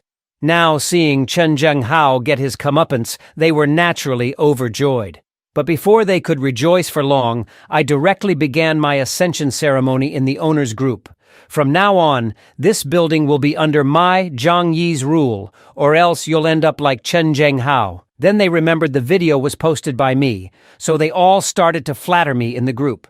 Upon seeing the message, Fang Yuqing was the first to call me. I was surprised to get her call. I didn't expect this bitch to still be alive. I heard Fang Yuqing say pitifully on the other end of the phone, "Brother Zhang Yi, Chen Zhenghao is dead. Can I come to your house for food and warmth? I don't allow you to be with that woman Joe Kier. You belong only to me." Hearing this, I just laughed. "So you're not dead after all." Hearing this, Fang Yuqing seemed to understand. "I get it now. Brother Zhang Yi thought I was dead, and that's why he's with that woman Joe Kier, right? I'm coming to live the good life with you now." But her best friend and Wang Min were not happy about this. Their miserable lives were all because of Fang Yuqing. They would naturally not allow Fang Yuqing to have a good life. Soon, the sound of the three women fighting with each other came from the other end of the phone. Seeing this, Joe Kier hurried over. She felt a sense of crisis at this moment, afraid that I would run away. This scene suddenly gave me a wicked idea. "Fang Yuqing, in the last life, you made me turn into shit in despair. This time, it's your turn to experience despair." I slavishly followed her. For 18 years, I couldn't even become a backup option for her. In the end, after the apocalypse, I was deceived into becoming food for her. So, I immediately sent a cozy photo of Joe Kier and me to Fang Yuqing. Then I expressed regretfully, "Fang Yuqing, you're a good person, but I've found true love now. Let's not contact each other anymore. I don't want her to get the wrong idea." Upon hearing the voice message, Fang Yuqing hurriedly broke free from Wang Min to pick up her phone. After seeing the photo, she exploded. "Zhang Yi, the one who truly loves you is Fang Yuqing. Joe Kier is only with you for the food." Hearing this, I laughed. "Aren't you the same? Moreover, Joe Kier is far superior to you in every way. How could I give her up for you?" After reading the message, Fang Yuqing burst into tears. "I don't believe it. I don't believe it. You were so devoted to me before. How could you change so suddenly? It must be that bad woman Joe Kier who did something." Her best friends and Wang Min immediately began to mock her. "You self-centered white lotus, this is karma." On the other side, I asked Joe Kier, "Do you think I'm being cruel by doing this?" Joe Kier immediately leaned in. "I trust that you have your reasons for doing this." Hearing this, I also lowered my guard considerably. After all, no man can resist such an understanding and sensible woman. In a short while, Joe Kier made a table full of delicious lunch. I had just picked up an apple and taken a bite, when a message came in from the homeowners group chat. I saw the formerly arrogant Auntie Lin starting to make trouble again in the group. She claimed to have relatives in the upper echelons of the government, and threatened that everyone must hand over their food to her. Otherwise, everyone will be dealt with after the snowstorm. Seeing this message, I was taken aback. I remember Auntie Lin was the first to be looted by Chen Zhenghao. That she's still alive is truly a miracle. At that moment, Joe Kier quietly mentioned she had left some supplies when treating Lin Xiaohu, thinking that the snowstorm would pass quickly. She didn't expect the snow to last for 2.5 months. I was puzzled, logically, after so much time has passed. Even with the supplies Joe Kier left, Auntie Lin couldn't possibly have survived till now, especially when she also has a 2.5-year-old grandson. Hearing this, Joe Kier said that Lin Xiaohu died about 10 days ago due to lack of medication. Hearing this, It suddenly clicked for me. It seems that Auntie Lin has eaten her precious grandson. Zhou Qi naturally knew what I meant. Having been under Chen Zhenghao's control for 2 days, she has become quite numb to the concept of cannibalism. Just then, my phone suddenly rang. Seeing that it was Uncle Yu calling, I picked up the phone to answer and asked what was going on. On the other end, Uncle Yu looked awkward.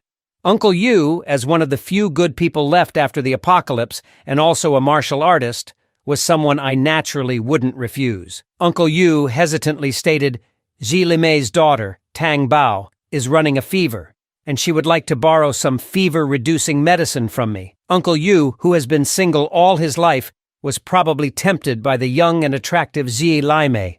After being single for 40 years, how could Uncle Yu resist such temptation? So, he became the willing victim of this scheming mother. Hearing this, my expression faltered. This Zhi Limei is indeed not simple. Among all the homeowners, only Uncle Yu and I have stockpiled supplies. Yet she managed to make the most correct choice among many. But I didn't think much of it. After all, it's someone else's family matter. And this could be an opportunity to win over Uncle Yu for future use. So I smiled and said that I still have a few boxes of fever-reducing medicine and asked Uncle Yu to come pick it up later. Hearing this, Uncle Yu was overjoyed and profusely thanked me, even swearing that if I ever need his help in the future, he will do his best to assist me. At that moment, Zhou Qi leaned over and asked, Do you have a good relationship with Uncle Yu? I answered indifferently. People interact mainly for mutual benefit. Uncle Yu is a kind and honest person. Having him owe me a favor might be useful later on. Moreover, I don't want to see a retired soldier like him lose the last glimmer of his humanity in these apocalyptic times. Soon there was a knock on my door from Uncle Yu. Is little Zhang there? It's Yu Jiguang. Hearing this, I looked through the door's monitor. Unexpectedly, Zhi Limei also came along. She anxiously asked from outside the door, Our Tang Bao has a high fever. Zhang Yi, please help us. Before she even finished speaking, I tossed a box of fever-reducing medicine through the small door window. Give it to the child quickly. Don't waste any more time. Uncle Yu hurriedly picked up the medicine, then said with a look of gratitude, Zhang Yi, thank you so much. You've helped me out twice already in this apocalypse. Just then, Zhi Limei stepped forward and pleaded, Zhang Yi, do you have a heater? Could Tang Bao stay at your place for a while? We'll leave once she gets better. However, I saw through her little scheme immediately. You're probably wanting to take a mile when given an inch. So, I spoke calmly to those outside. Sorry, Miss C, these are special times, and I can't easily let outsiders in. Plus, we're almost out of coal. We're even resorting to wearing 8 down jackets each to keep warm. At that moment, Uncle Yu quickly intervened to smooth things over. Zhang Yi has already done us a big favor. Let's not make things difficult for him. However, Zhi Limei began to emotionally manipulate the situation. Zhang Yi, please consider it for Uncle Yu's sake, and for the sake of the child being so young. Let us stay at your place for a short time. Hearing this, my expression instantly darkened. I thought to myself, what a master manipulator this Zhi Limei is. She survived for quite some time in the previous apocalyptic world by exploiting people's sympathies. But this trick will only work on honest people like Uncle Yu. So I calmly replied, if this were before the apocalypse, Miss C, I'd have no problem letting you and your entire village stay. But now it's the end times, and all the tenants in the building want to take over my place. I hope you understand. However, Zhi Limei wasn't giving up. You let Zhou Qi stay, didn't you? If she can stay, why can't we? Hearing this, I chuckled. Zhou Qi is my girlfriend. If she doesn't stay at my place, should she stay at yours? Zhou Qi was surprised to hear this. Although she knew I was just speaking casually, having a dependable man to rely on in these times is what every woman desires. At that point, Uncle Yu also chimed in, Yeah, little Zhang has already helped us a lot. Let's not make things more difficult for him. But Zhi Limei looked dejected. I'm doing all of this for the sake of the child. What will happen to me if something happens to her? Seeing the situation, Uncle Yu felt helpless. He could only leave with her while continually apologizing to me. After they left, I sighed. With this woman meddling, I fear it might strain my relationship with Uncle Yu. In my eyes, Uncle Yu is the ideal worker. Not only is he upright, but he's also quite skilled. Now, with Zhi Limei whispering in his ear, my plans might be delayed. On the other side, as soon as Uncle Yu got home, he began questioning Zhi Limei. Medicine is scarce right now. It's good enough that he gave us some. Why are you so greedy? Zi Limei, holding the child, looked distressed. I'm doing this for our child and our future. I don't plan to freeload off him forever. Hearing this, Uncle Yu sighed. I understand what you mean, but we should be grateful. If it weren't for little Zhang warning me about the snow disaster, I wouldn't be alive today. Upon hearing this, Zi Limei began to ponder. If Zhang Yi knew about the snow disaster in advance, he must have hoarded a lot of supplies. She leaned on Uncle Yu's shoulder and sighed. I understand the principle, but while you see him as a benefactor, he sees you as a potential threat. Didn't you see? He even threw the medicine out to us, afraid that we would enter and take over his home. If he's genuinely a good person, how could he ruthlessly kill dozens of neighbors? In my view, he's just offering minor favors to use you as his henchman later. Before Zi Limei could finish, Uncle Yu loudly interrupted her. Enough! I, Yu Jiguang, can still distinguish between right and wrong. Please don't speak like this anymore. His angry outburst startled Zi Limei, who then apologized repeatedly. She knew that Uncle Yu was now angry and would have to find another opportunity to stir the pot. Uncle Yu then left, his face stern. Though he is honest and straightforward, he's not foolish. He knows exactly what Zi Limei is thinking. Zi Limei looked at the sleeping Tang Bao with a grim face. To survive in this apocalypse, I must be ruthless. Now, the deadly cold has persisted for 75 days, and the accumulated snow in the residential area has piled up to the height of an 8-story building. Leaving the area is nearly impossible, and the remaining tenants can only start looking for food nearby. At this moment, a group of unwelcome guests arrived in the snowy area. They are digging in the snow, and eventually unearthed a tunnel leading to my apartment complex. A few of them, holding shovels and hammers, crawled out from the tunnel. Without any hesitation, they headed straight for my apartment on the 24th floor. Just then, a tenant who was going out to dig for snow to eat ran into them. Seeing their malicious gaze, the tenant immediately dropped his bucket and started running. But 2 legs can't outrun a dozen. He was quickly knocked down by their shovels. Anything alive that they encounter will become their food, but they have something more important to do right now: to take over my home. This is because they recently found out that I have hoarded a large amount of food. In this end time when food and warmth are scarce, this information is undoubtedly a ticking time bomb. Once they take me down, they can live longer. Soon, this group confidently arrived at my front door. A young man skilled in demolitions stepped forward with a bundle of C4 explosives. After lighting the fuse, he sprinted towards the end of the corridor. Moments later, a deafening explosion resonated throughout the building. The loud noise instantly jolted me awake. Given the situation, I couldn't afford to think too much. I hurriedly grabbed my handgun and checked the surveillance equipment. I saw a group of unfamiliar faces sneaking around at the end of the hallway, discussing something. From the tools they were holding, I quickly confirmed their identity. They were a group of construction workers from the neighboring building. I remembered that their group consists of about 20 or more people, and the fact that they're boldly heading for my place indicates that news of my stockpile has leaked. Outside my door, the group seemed puzzled. Old donkey, what kind of crappy bomb did you bring? It can't even blow open a simple door. Hearing this, Old Donkey rubbed the back of his head.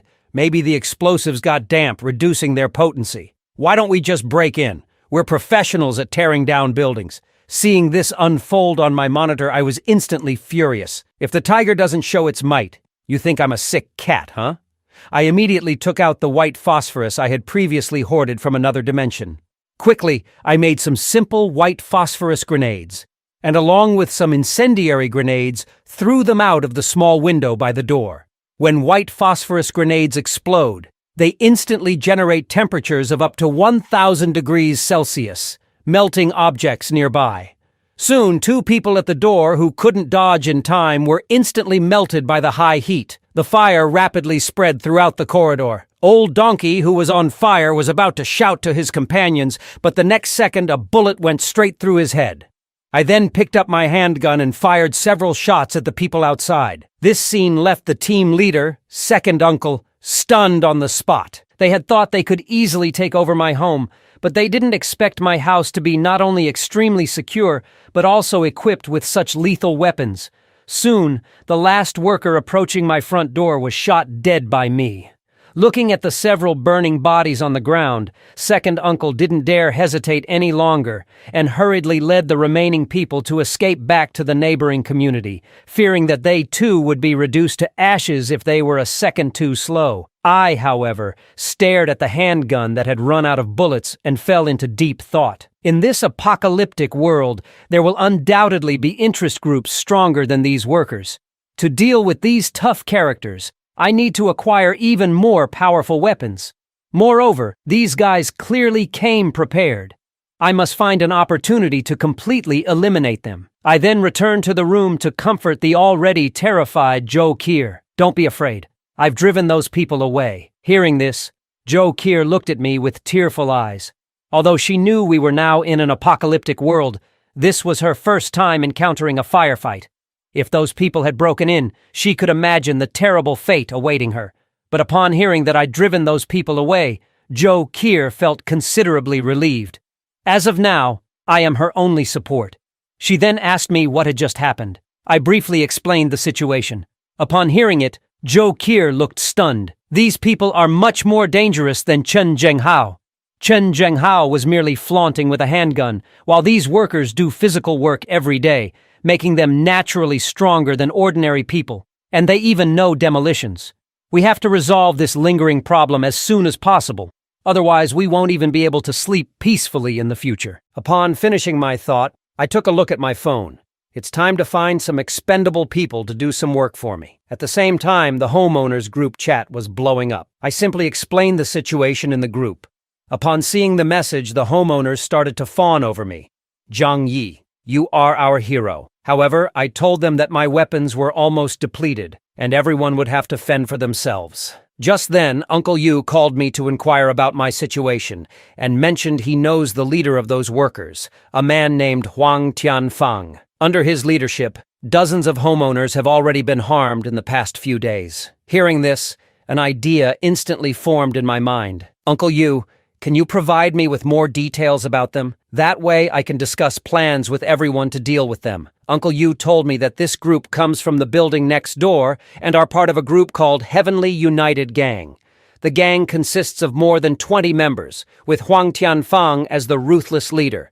His misdeeds are no less than those of Chen Zhenghao. Hearing this, I decided to collaborate with the homeowners on the 25th floor to counteract these workers. They've suffered a significant loss at my hands this time, and will definitely look for another opportunity to strike back. Unless we eliminate them, nobody will be at peace. The homeowners in my building are the sort who only respond to force, and would not easily agree to unite against external threats. What I need to do now is wait for the right moment. I then turned to Joe Kier beside me. These neighbors might show respect to me on the surface, but they'd love to tear me down behind my back. So I'll leave it to you and Uncle Yu to gather information. The sooner we understand the distribution of forces in the area, the better for our next steps. 2.5 days quickly passed. Joe Kier, dressed in work attire, listed the latest collected intelligence on a blackboard. The most significant threat right now is the Heavenly United Gang made up of workers. Since they are physically laboring workers, they are naturally stronger than ordinary people. However, the good news is that they don't have access to firearms or other highly lethal weapons. The next is the Wolf Gang from Building 21, led by 2 thugs, Wang Qiang and Xiao Lu. Their members are mostly young people in their 20s. Hearing this, I pondered. It seems that the main threats come from these 2 groups. Homeowners in the other buildings have already diminished their numbers through infighting, so they should not pose a threat to me. I then instructed Joe Kier to continue gathering information, emphasizing the importance of confirming whether they possess firearms or other weapons. On the other side, Huang Tianfang led the Heavenly United Gang back again. However, this time they didn't choose to directly attack my home, but decided to deal with the surrounding neighbors first. They said that if I don't come out, they'll eliminate all the other homeowners in Building 25. As expected, his words quickly ignited a strong reaction from all the homeowners in the building. Zhang Yi, you're the one who caused all this trouble. Why should we have to bear it? If you have any conscience left, you'd step up now. Seeing the message, I couldn't help but laugh. These people never change, do they? I replied with a smile. You guys can't resist them, so why should I go out and get myself killed? You think you're the only ones with thick skin? What does this have to do with me? This instantly infuriated a few of my neighbors. Zhang Yi, did a dog eat your conscience? Your house is safe as a turtle shell, have you thought about us? Seeing this, I was immediately enraged. These idiots really don't know the meaning of the word death.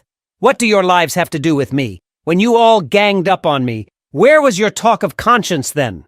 You don't really think I won't take action against you, do you? Upon reading my message, several neighbors were left speechless because they knew I would really do it. They initially thought they would survive after Chen Zhenghao's death, but now a more ruthless Heavenly United gang has arrived. If things continue this way, there'll be fertilizer long before the snowstorm ends. Looking at my neighbors who were on the verge of despair, I dialed Uncle Yu with a smile. Uncle Yu, it's your turn to perform. After a long silence, Uncle Yu suddenly spoke in the group chat. Don't be afraid, everyone. The Heavenly United gang is at most 20+ people. As long as we work together, we can fend them off. Seeing the message, the homeowners suddenly saw a glimmer of hope. Uncle Yu is right. We'll all support you wholeheartedly. However, Uncle Yu then revealed that he hasn't eaten for several days. He said that if we want to win this fight, it would have to rely on Zhang Yi. Not only can my house afford 3 meals a day, but we also have weapons, making me the most suitable leader for the group. Seeing the message, I couldn't help but smile. I didn't expect Uncle Yu, this seemingly honest man, to be quite skilled at manipulating people. Soon Uncle Yu sent me a private message, asking what we should do next. Seeing that the timing was about right, I told Uncle Yu to keep supporting me in the chat. I must seize this opportunity to make everyone listen to me. Only then can our building be safe in the future. Then, I coldly stated in the homeowners group chat, I'm willing to talk more with you all only because of Uncle Yu. I can help, but under one condition. You all have to listen to me. No sneaky moves behind my back. Hearing this, many homeowners quickly responded, as long as you're not sending us to our deaths, we'll do whatever you say, Zhang Yi. Of course, I didn't believe these people would be so cooperative. I immediately replied, I won't send you to your deaths, but I will need you to take up arms against the Heavenly United gang. Can you do that? The chat went silent. What's the difference between this and sending us to die? Seeing that no one was responding, I laughed. So you all want me to go out there and risk my life alone, is it? Joe Keir, who was standing beside me, was also speechless at these cowardly neighbors. I continued in the group chat, if that's the case, there's no need for further discussion. You can wait for the Heavenly United gang to take you out one by one. My front door is made of steel, so I'm not worried. Seeing this, Uncle Yu hurriedly supported me in the group chat. If we continue like this, we're all doomed. Instead of waiting to be slaughtered, why not fight together for a chance at survival? Hearing this, the homeowners realized the severity of the situation. Uncle Yu is right. We might as well give it our all. Seeing that all the homeowners had no objections, I immediately stated, from now on, everyone must follow my instructions. If I find out anyone is trying to sit back and reap the benefits while doing nothing, don't blame me, Zhang Yi, for being ruthless. Hearing this, everyone in the group chat started tagging the other homeowners who were playing dead. We're at a life and death crossroads now, so pretending to be dead any longer would make it real. I also know the principle of ruling with a balance of kindness and sternness. So, I continued in the chat, since you all have chosen to follow me, I won't let you down. As long as you listen to my orders, I will go out and find supplies for you. To hold the building, they need at least basic combat capabilities. And luckily, I have already prepared some snowmobiles. In this snowy apocalypse, I am the only one who can move freely throughout the city. However, the homeowners looked confused after reading the message. Won't you freeze to death looking for supplies in this extreme cold? I assured them, I know what I'm doing. As a leader, I must do something for everyone. I've been a warehouse manager for 2 years and know the locations of nearby malls and supermarkets. My own supplies are also running out, and we need to find more if we want to survive. Hearing this, many homeowners were moved to tears, saying that they had chosen the right leader. But only I know the true nature of these people. In the apocalypse, human nature is the most unpredictable. The neighbors started to treat me like a god, saying that they would follow my orders without question. However, I didn't care about their flattery. If it weren't for fighting against the Heavenly United gang, I wouldn't care whether they live or die. I can't forget the pain of being torn apart in my previous life. Joe Keir looked worried. The snowstorm has lasted so long, and the outside world is almost paralyzed. No one knows what dangers lurk outside. I put on my level 3 armor and smiled at Joe Keir. I've been wanting to go out and see for a while. Now is a good opportunity.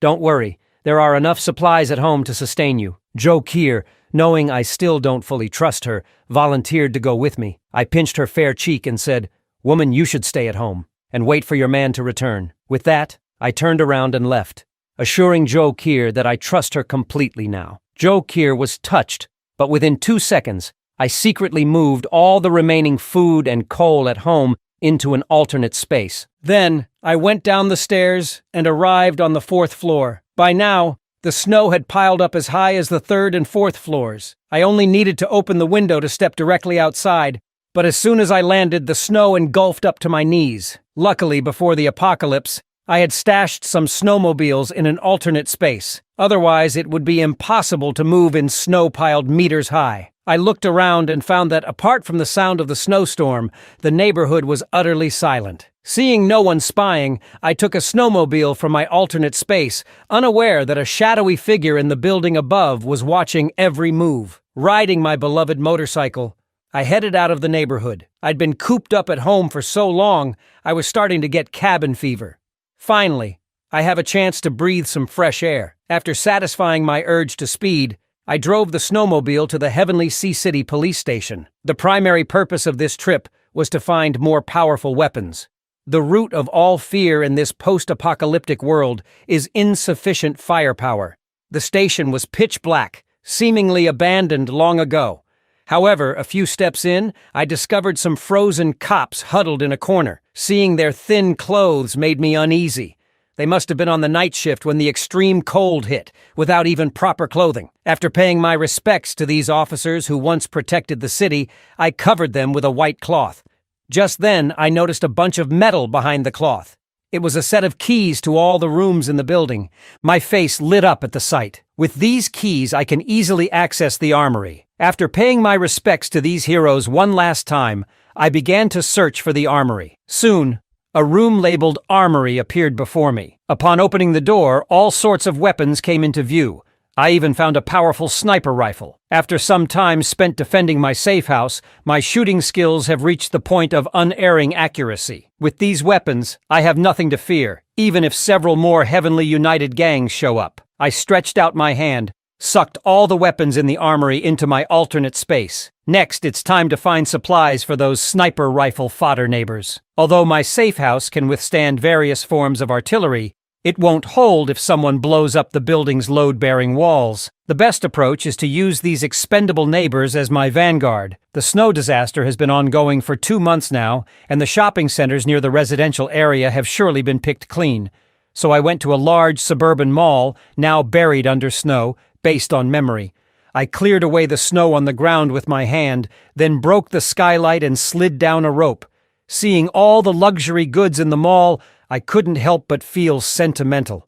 Before the apocalypse, it would take 2 months of salary without eating or drinking to afford just one item. Now, these luxury goods have become worthless debris. After storing some useful supplies in my alternate space, I went to the supermarket on the underground floor. Due to the extreme cold, the fruits inside have all frozen and spoiled. Some meat, though not rotten, had also frozen into zombie-like consistency. I picked out some still edible food and stuffed it into my bags. I wouldn't even want these items if they were given to me for free, but they'll suffice for dealing with the neighbors. Soon, I returned to the neighborhood with 2 large bags of supplies, and this scene was seen by a few members of the Heavenly United gang in the building next door. Seeing my snowmobile, Huang Tianfang's eyes immediately lit up.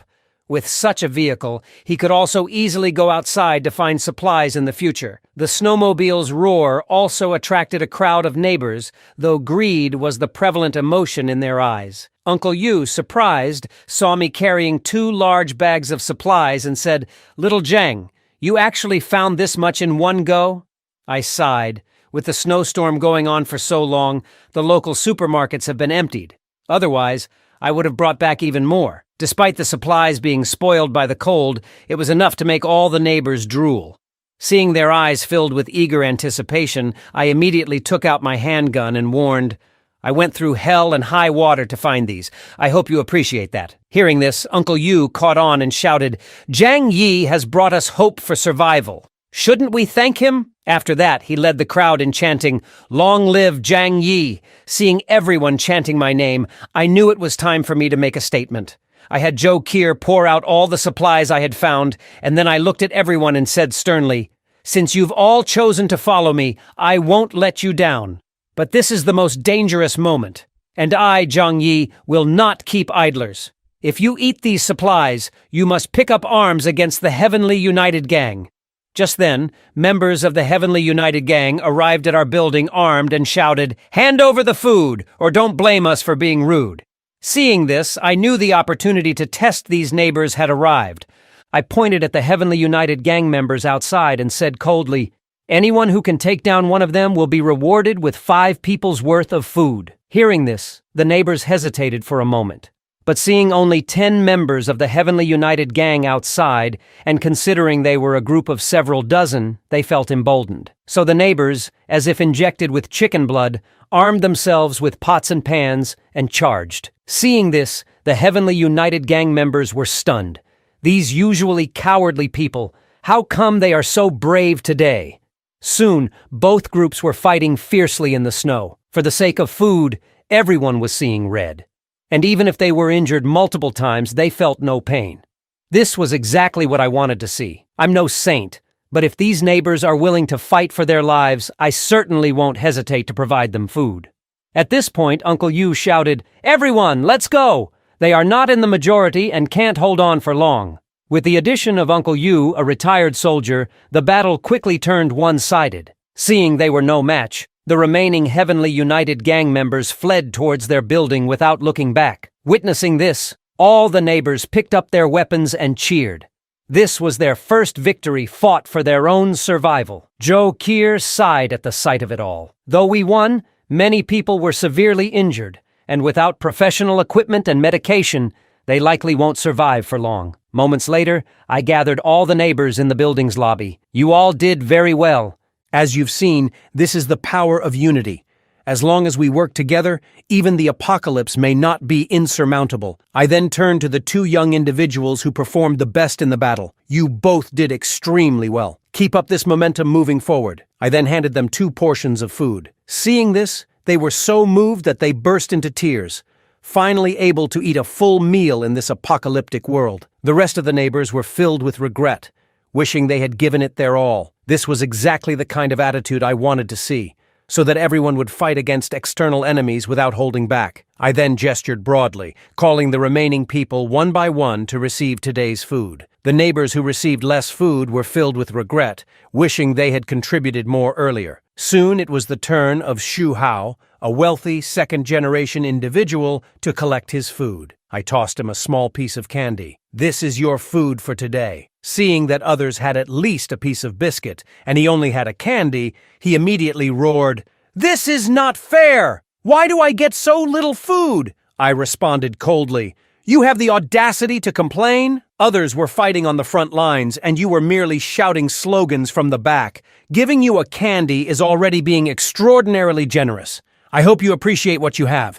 Hearing this, the neighbors who received less food felt a lot better. At least they weren't at the bottom. Who would have thought that Shu Hao would try to argue at this point, saying, "There were so many people fighting, I couldn't even find a way to get in." I just laughed. I only care about results, not the process. If you couldn't find a way in, that's on you. Hearing this, Shu Hao became furious. "This is unfair, unfair. You're clearly targeting me." As soon as his words fell, I gestured for 2 neighbors to restrain him. "Who do you think you are to talk about fairness with me? The woman next door in her 40s managed to get in and throw a few punches.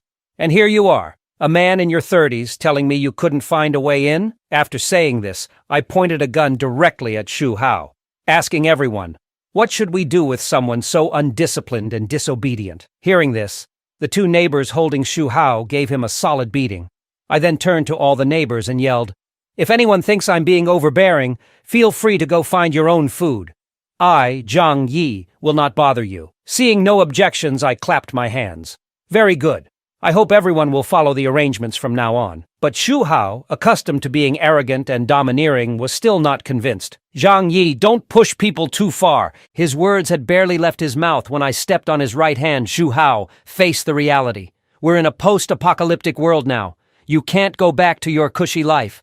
I, Zhang Yi, won't support a waste like you who's only good for eating. I hope everyone takes this as a warning. I then asked Zhou Kier to collect the remaining food to be distributed later. But just then, a voice sounded from behind the crowd. Brother Zhang Yi, I haven't received any food yet. Fang Yuqing and her best friend pushed their way through the crowd.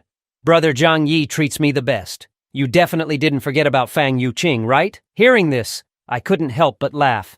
Of course, I haven't forgotten about you two, because there was never any food allocated for you two in the first place. Upon hearing this, Fang Yuqing burst into tears. Brother Zhang Yi, aren't you most fond of me? But I pushed her away with one hand. I was just speaking casually. You didn't take it seriously, did you? Besides, I already have a girlfriend now. You don't think you're better than my Zhou Kier, do you? Please stop bothering me from now on. Zhou Kier naturally came over and acted affectionately with me. Seeing this, Fang Yuqing cried even harder. This can't be. You've been fawning over me for years. How can you go back on your word like this? At that, I just laughed.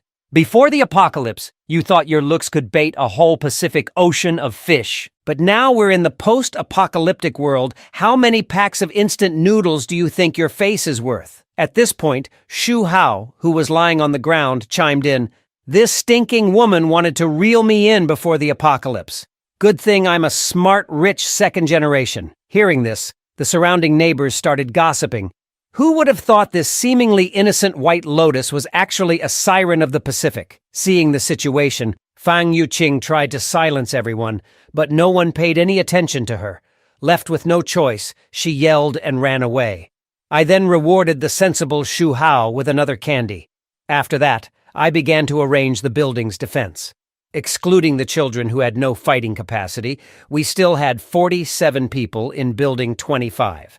So I decided that aside from me, Zhou Kier, and the couple Uncle Yu, the others would be divided into 6 small groups, each with 7 to 8 people, on 25-hour shifts to guard against attacks from other buildings. If anything happens, everyone will hit the stair railing or other metal objects to alert everyone. The same incentives for killing enemies still apply. Whoever kills an outsider gets enough food for 5 people.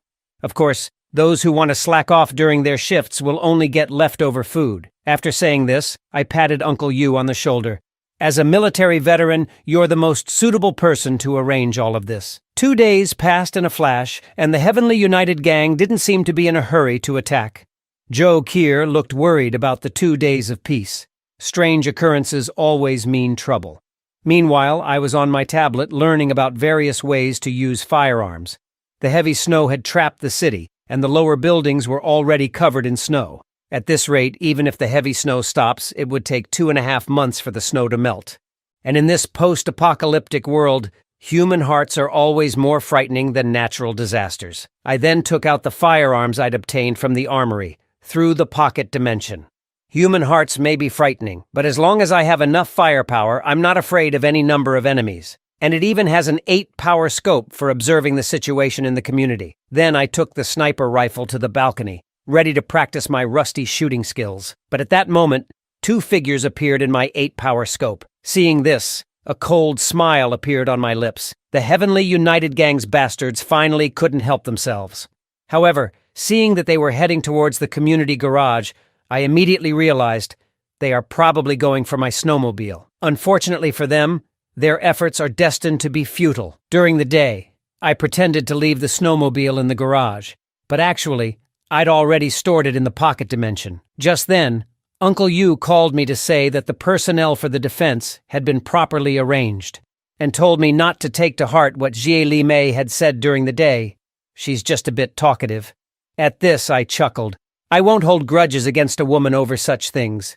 But Uncle Yu, are you sure you want to raise a child for someone else? I really don't like Jie Li Mei, but I don't want to ruin my relationship with you either. Uncle Yu just laughed heartily. In these times, finding a woman is already a good thing. You can't ask for too much. Hearing that, I teased. Uncle Yu, you're a strong and healthy man. You've got plenty of women who would like you. You should make an effort so that Zi Li Mei has a child for you too. I wouldn't want you to waste all your effort only to have someone else benefit from it." At these words, Uncle Yu looked awkward. He was well aware that men usually care about their own bloodline. But that's something to think about in the future. After all, it's the end of the world and we can hardly get enough to eat, let alone have time to have children. As for other people's family matters, it's not my place to comment, especially when I've got my own problems to deal with. On the other side, a group from the Heavenly United gang stealthily entered the first-floor lobby under the cover of darkness. This time it was led by Huang Tianfang's nephew, Huang Wei, and he brought along 8 people. Just as they arrived at the stair, a brick flew right towards him. Fortunately, he reacted quickly and dodged it, but then he heard a series of knocking sounds echoing through the stairwell. "Enemy attack! Enemy attack! Those bastards from Heavenly United Gang are here again." Hearing this, Huang Wei was instantly enraged. "Brothers, charge with me! Let's finish off these cowards!" So saying, he took the lead and rushed towards the stairwell. Little did he know that under my reward policy, the neighbors on duty were as motivated as if they'd been injected with adrenaline. Within moments, they'd taken down several people from the Heavenly United Gang. Seeing how fierce these neighbors were, Huang Wei immediately yelled for the remaining people to retreat. Watching the Heavenly United Gang members fleeing in disarray, the neighbors didn't plan on pursuing them. The snowstorm outside was too severe, and it would be dangerous if they were ambushed. The knocking sounds in the stairwell also woke me up from my sleep. These guys really know how to pick their timing. Just then, a thought suddenly sprang to my mind. Finally, I have a chance to practice my shooting skills. The saying goes, outside 100 steps, the gun is fast. Within 100 steps, the gun is both accurate and fast. I immediately took my beloved sniper rifle out from my pocket dimension. Today, none of you are getting away. I quickly set up the sniper rifle and aimed at one of the fleeing goons. With the help of the 8x scope, I could even see the hairs in the man's nostrils clearly. As my index finger pulled the trigger, a deafening gunshot shattered the silent night, and the bullet hit the escaping thug squarely. Seeing this, I felt very pleased with myself. Am I really a natural-born marksman? The remaining people from Heavenly United Gang looked horrified as they saw their companion fall in a pool of blood. Holy shit, someone's shooting!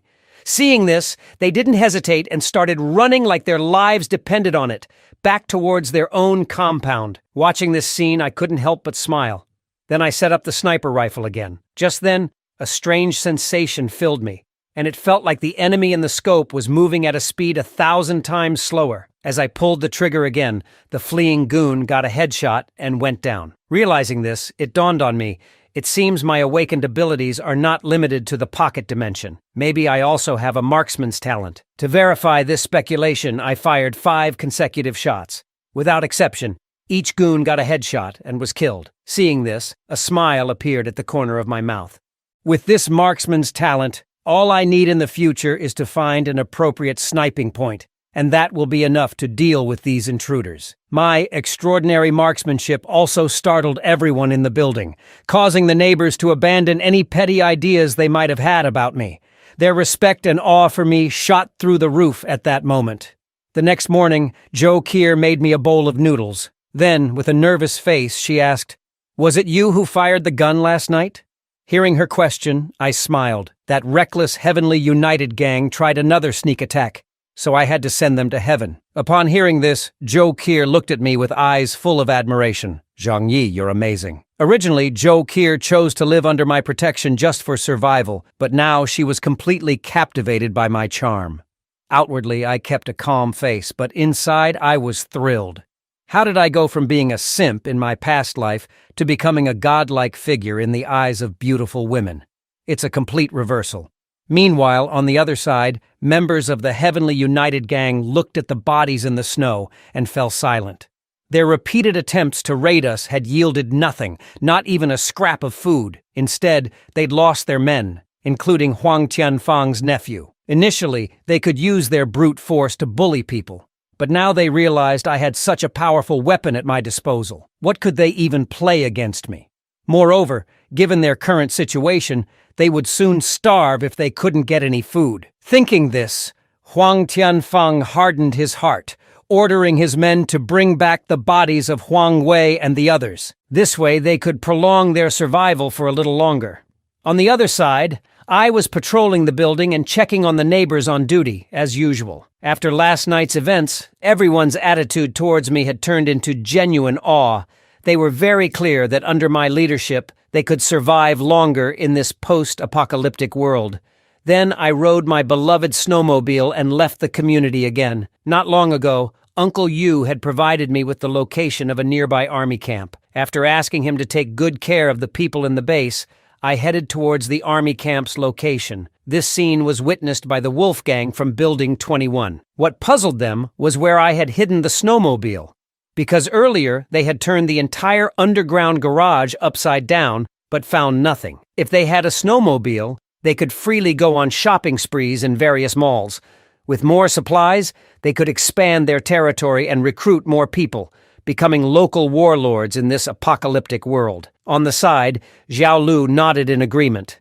In troubled times, heroes emerge. Now is the perfect time for us brothers to take the throne. Thinking of this, Wang Qiang's eyes were bloodshot. We must get our hands on that snowmobile. On the other hand, I rode my snowmobile, galloping through the snow. Before going to the army camp, I decided to first scavenge the materials around the city. Heavy snow had been falling for 3 months now, and some small shops were already buried. To get supplies, I could only look for a few independent large supermarkets in the city. Then I remembered the Walmart South warehouse where I used to work. Though the largest warehouse had been emptied by me before the apocalypse, there were still several smaller ones nearby, which were sure to have useful supplies. Soon, I drove to Walmart's South warehouse. Products from hundreds of groups throughout Heavenly Sea City were concentrated here. If I took all the supplies back, it would be enough to sustain thousands of people. However, when I broke the skylight, I discovered that most of the supplies had already been moved before the snow disaster. Still, I went down through the skylight to see if there was anything left. Quickly, I found several heavy-duty trucks and a bunch of luxury sports cars inside. Although they seemed useless now, who knows if they might come in handy for showing off later. Then, I went on to scavenge some useful supplies from a few other warehouses. Afterward, I drove to the gas station. I definitely need to use the snowmobile as my daily means of transportation, so I may not have enough fuel in the future. To my surprise, the gas station was so covered in snow that only a signpost remained visible. This is problematic. If only I had an excavator right now. Thinking this, I suddenly stood up from the snow. Didn't I put a few excavators into my alternate space earlier? Immediately, I took out an excavator from my alternate space. The snow had not yet formed a hard ice layer, so digging out the gas station would be easy. Fortunately, I had experience driving forklifts in the warehouse before, so operating this wouldn't be an issue. Then I started digging towards the gas station with the excavator. After digging for 2 hours, a clear metallic clang came from the shovel, and the gas station's large roof platform gradually began to appear. Next, I went inside the gas station to find the fuel storage. Generally, fuel storage for gas stations is underground. I then found the basement door and pried it open with a crowbar. However, before entering, I quickly removed any static electricity from my body to prevent accidents. Soon, several large fuel tanks appeared before my eyes. With these fuel reserves, I can gallop through the snow again in the future. I then dismantled the hose on top of the fuel tanks and used plastic wrap to seal the opening of the tanks to prevent gasoline leakage. Just as I was about to put the entire fuel tank into my alternate space, I suddenly realized something very important. Under these meters-thick layers of snow, almost everyone was practically immobile. But not me. In addition to freely traversing the snowy landscape, I also had several excavators with me.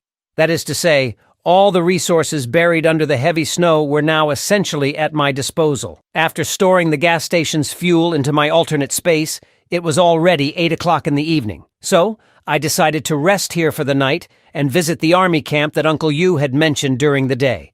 Meanwhile, back in the residential area, a neighbor's child had a high fever reaching 40 degrees Celsius.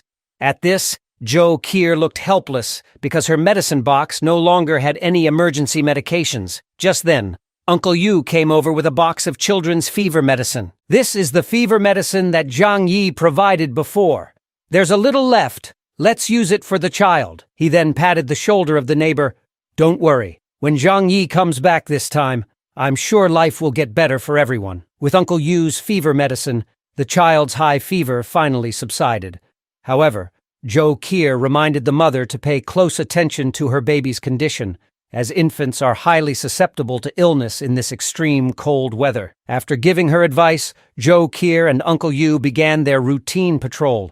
They had barely taken a few steps when a woman's scream came from behind them. Auntie Lin from the neighborhood committee was seen lunging at the child in the mother's arms with a small knife, shouting, "My grandson is dead. Your children shouldn't be allowed to live either." Out of maternal instinct, the mother immediately turned to block the knife. Seeing this, Zhou Qier quickly caught the baby who slipped from the mother's arms, and the mother, entrusting her child to Zhou Qier, collapsed in a pool of blood. At this moment, Auntie Lin pointed at Zhou Qier and yelled, "It's all you heartless people who killed my little Hu! None of you will get away!" Seeing Auntie Lin, who was now entirely unhinged, Zhou Qier knew that talking wouldn't help. She immediately ran towards the stairwell while holding the child, but was caught by Auntie Lin, who grabbed her ankle. Auntie Lin ranted with her knife in hand. "Especially you, Dr. Zhou. You deserve to die for not saving little Hu." Just as she was about to stab Zhou Qier, Uncle Yu appeared in the nick of time and kicked Auntie Lin to the ground. He was cut by the knife on his left hand, but seeing that Zhou Qier was unharmed, he felt relieved. If anything had happened to Zhou Qier, he wouldn't have the face to explain it to me. By this time, Auntie Lin had completely lost her sanity, biting anyone she could get her hands on.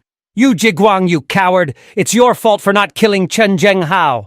You owe little Hu a life too," she yelled. She then turned to the neighbors who were watching. "All of you deserve to die, and that Zhang Yi deserves to die too for not sending medicine to my little Hu." Hearing this, Uncle Yu instantly became furious. If it weren't for Zhang Yi taking out Chen Zhenghao, none of us might have survived until now. It's not your turn, you mad dog, to be biting people here. At this point, Zhou Qier stepped forward and said, "Zhang Yi did send medicine for you, but by the time I delivered it, it was already too late.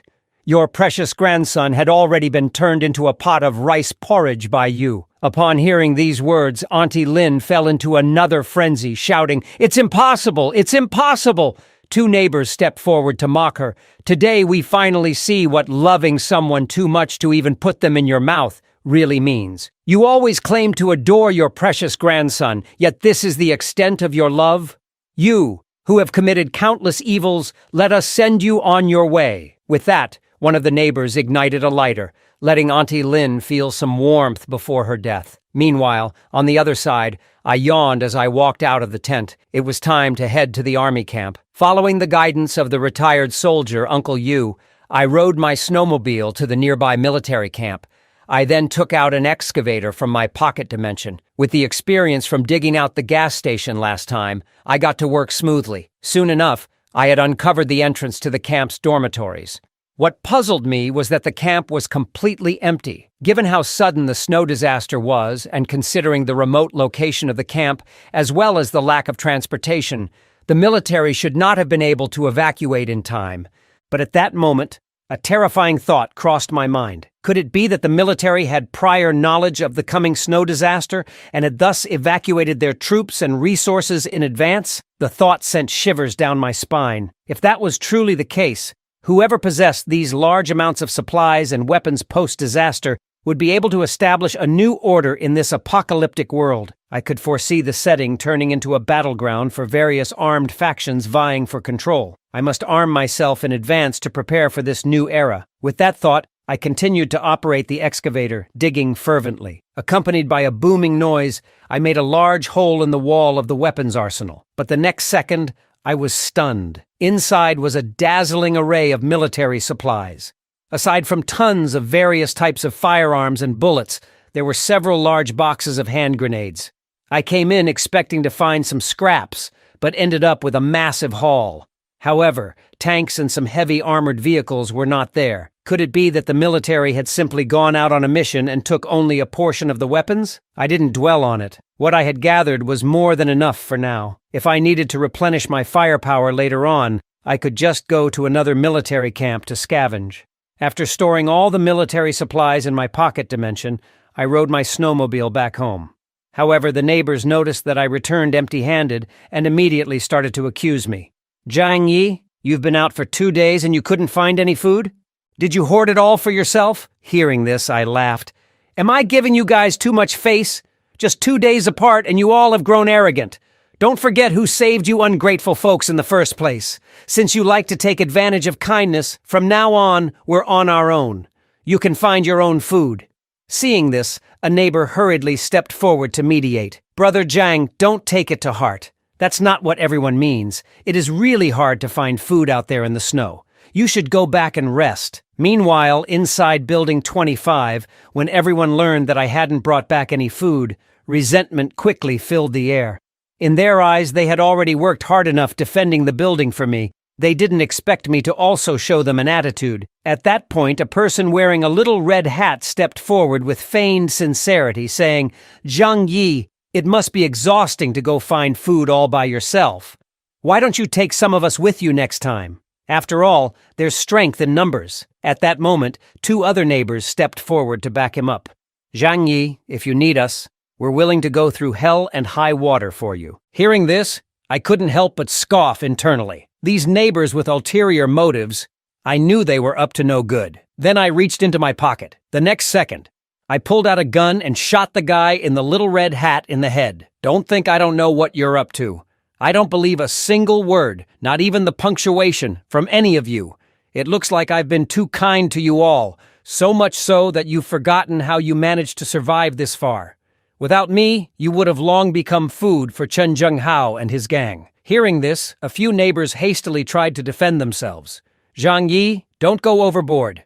We just wanted to discuss something with you, nothing more. But before they could finish, I fired several more shots. In the blink of an eye, the 2 leading the conversation were taken care of. Seeing this, the remaining few scattered in all directions, fleeing for their lives.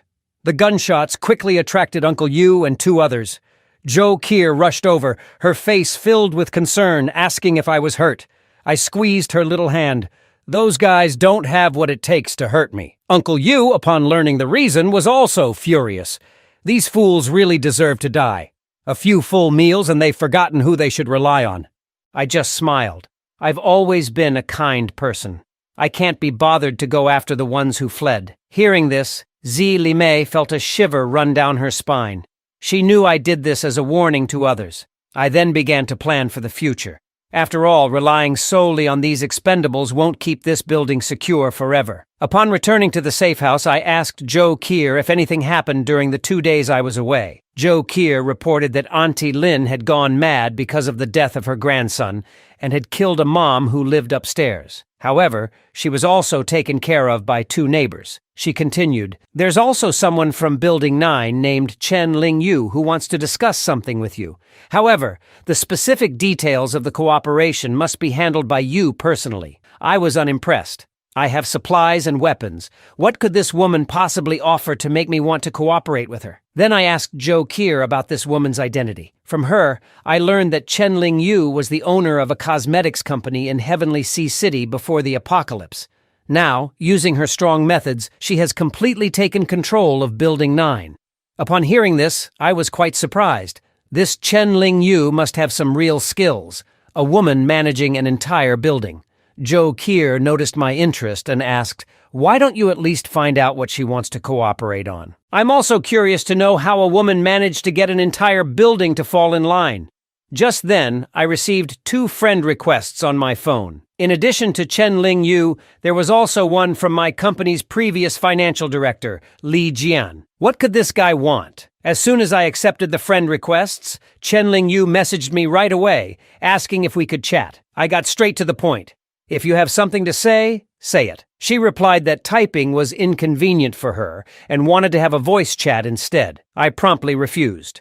Seeing this, she didn't dare to take things lightly.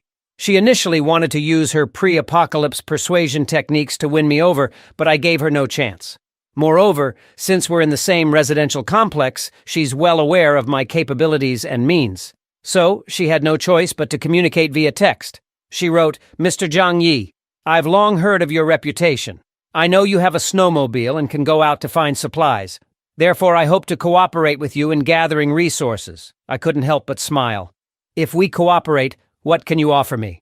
Chen Ling Yu responded that the building she manages is relatively harmonious, and the number of survivors is quite large. They could provide me with manpower for expanding territories. However, the precondition is that I would need to provide food for these laborers. Before I could reply, Chen Ling Yu continued to babble on.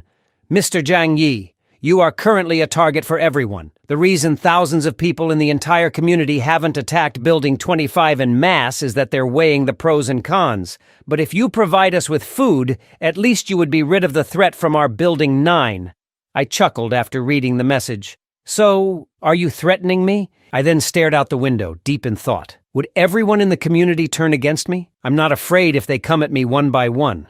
But if they were to join forces like Chen Ling Yu suggested, they might very well tear down the entire building. Although there isn't enough electricity and heavy machinery outside to destroy the building, it wouldn't be good if a few experts in explosives got involved. Just as I was pondering what to do, I received a new message on my phone. It was my former colleague Li Jian, who went on and on, Mr. Zhang. We sincerely hope to cooperate with you to build a harmonious post-apocalyptic utopia.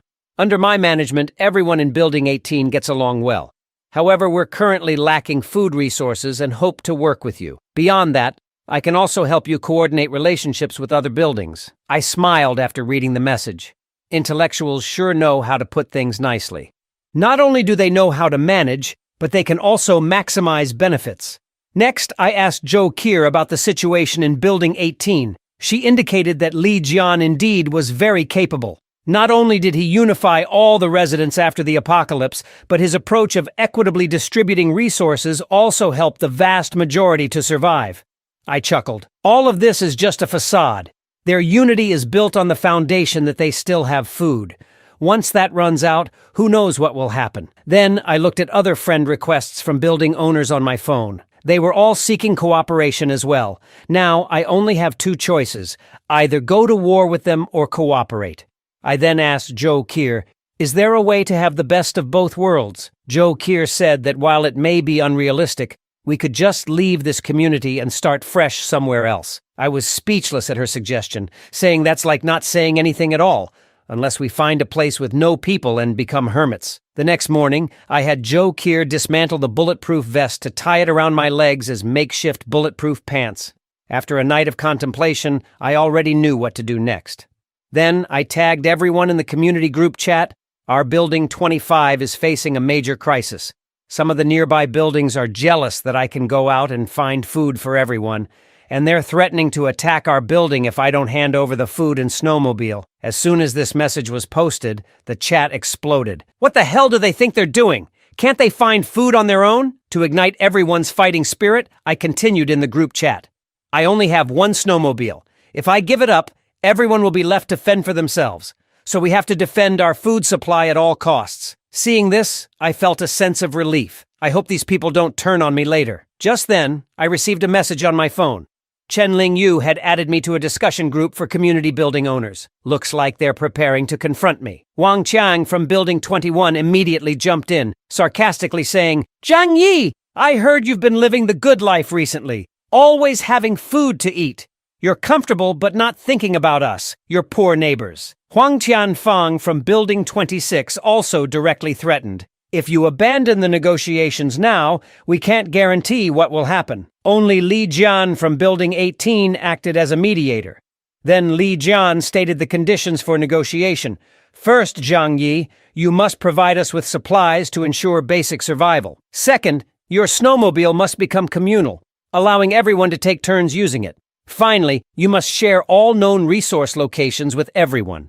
If you don't accept, you'll become the enemy of the entire community. Seeing this, I chuckled. These guys could just rob me, but they pretend it's negotiation. Looks like I need to seize an opportunity to deal with all of them at once. But they are thousands in number. If I were to act, it would be a bit difficult. Just then, an idea occurred to me. Handling thousands of people might be tough, but dealing with a few building owners should be much more manageable. So, I pretended to discuss negotiation locations with them and began to arm myself. They have no accurate assessment of my firepower.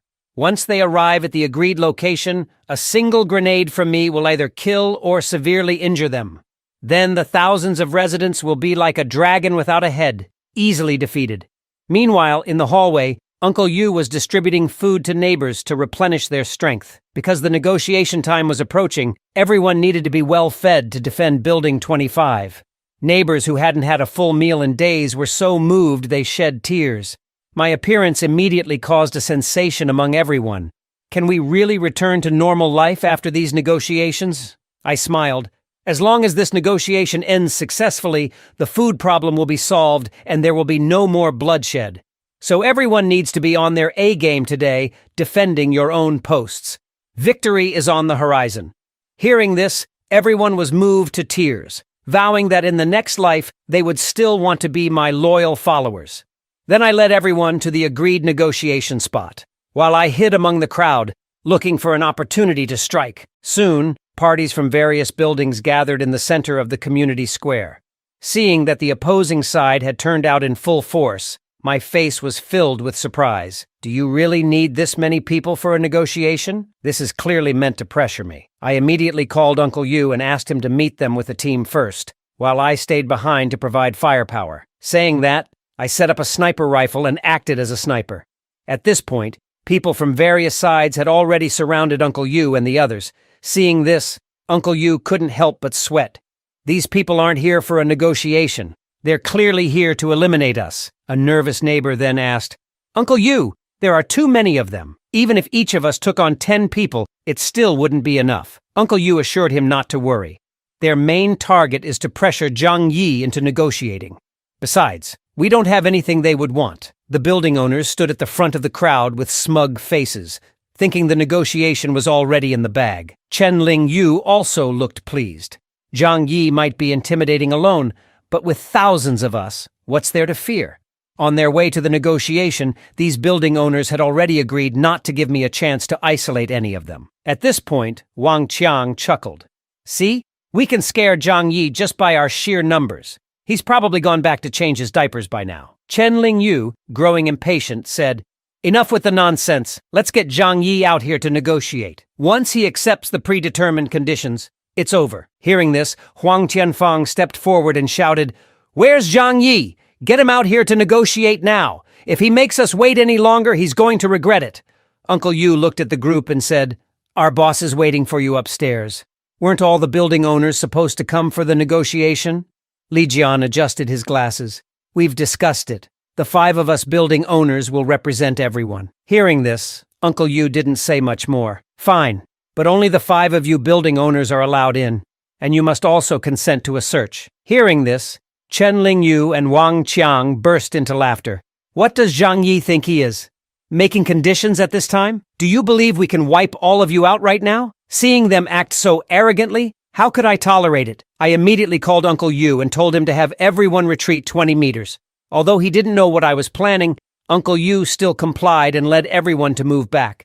Seeing this, Wang Qiang threatened, Don't play tricks on us. With so few of you, even our saliva could drown you. Soon, both parties were separated by more than 20 meters. But Wang Qiang and his group didn't care at all. They had overwhelming numbers and never considered that something unexpected could happen. But the unexpected happened the next second. I blew a whistle from behind Uncle Yu. Here's an appetizer for you guys. I then threw a hand grenade toward the position where Wang Qiang and his group were. The grenade landed perfectly in the middle of the crowd. Before anyone could even curse, a deafening explosion erupted in the middle of the crowd. When the smoke cleared, all that remained was a large hole, about 10 meters wide, and several corpses. Uncle Yu then walked forward with a phone from which my voice was heard. Think you're all that just because you have more people?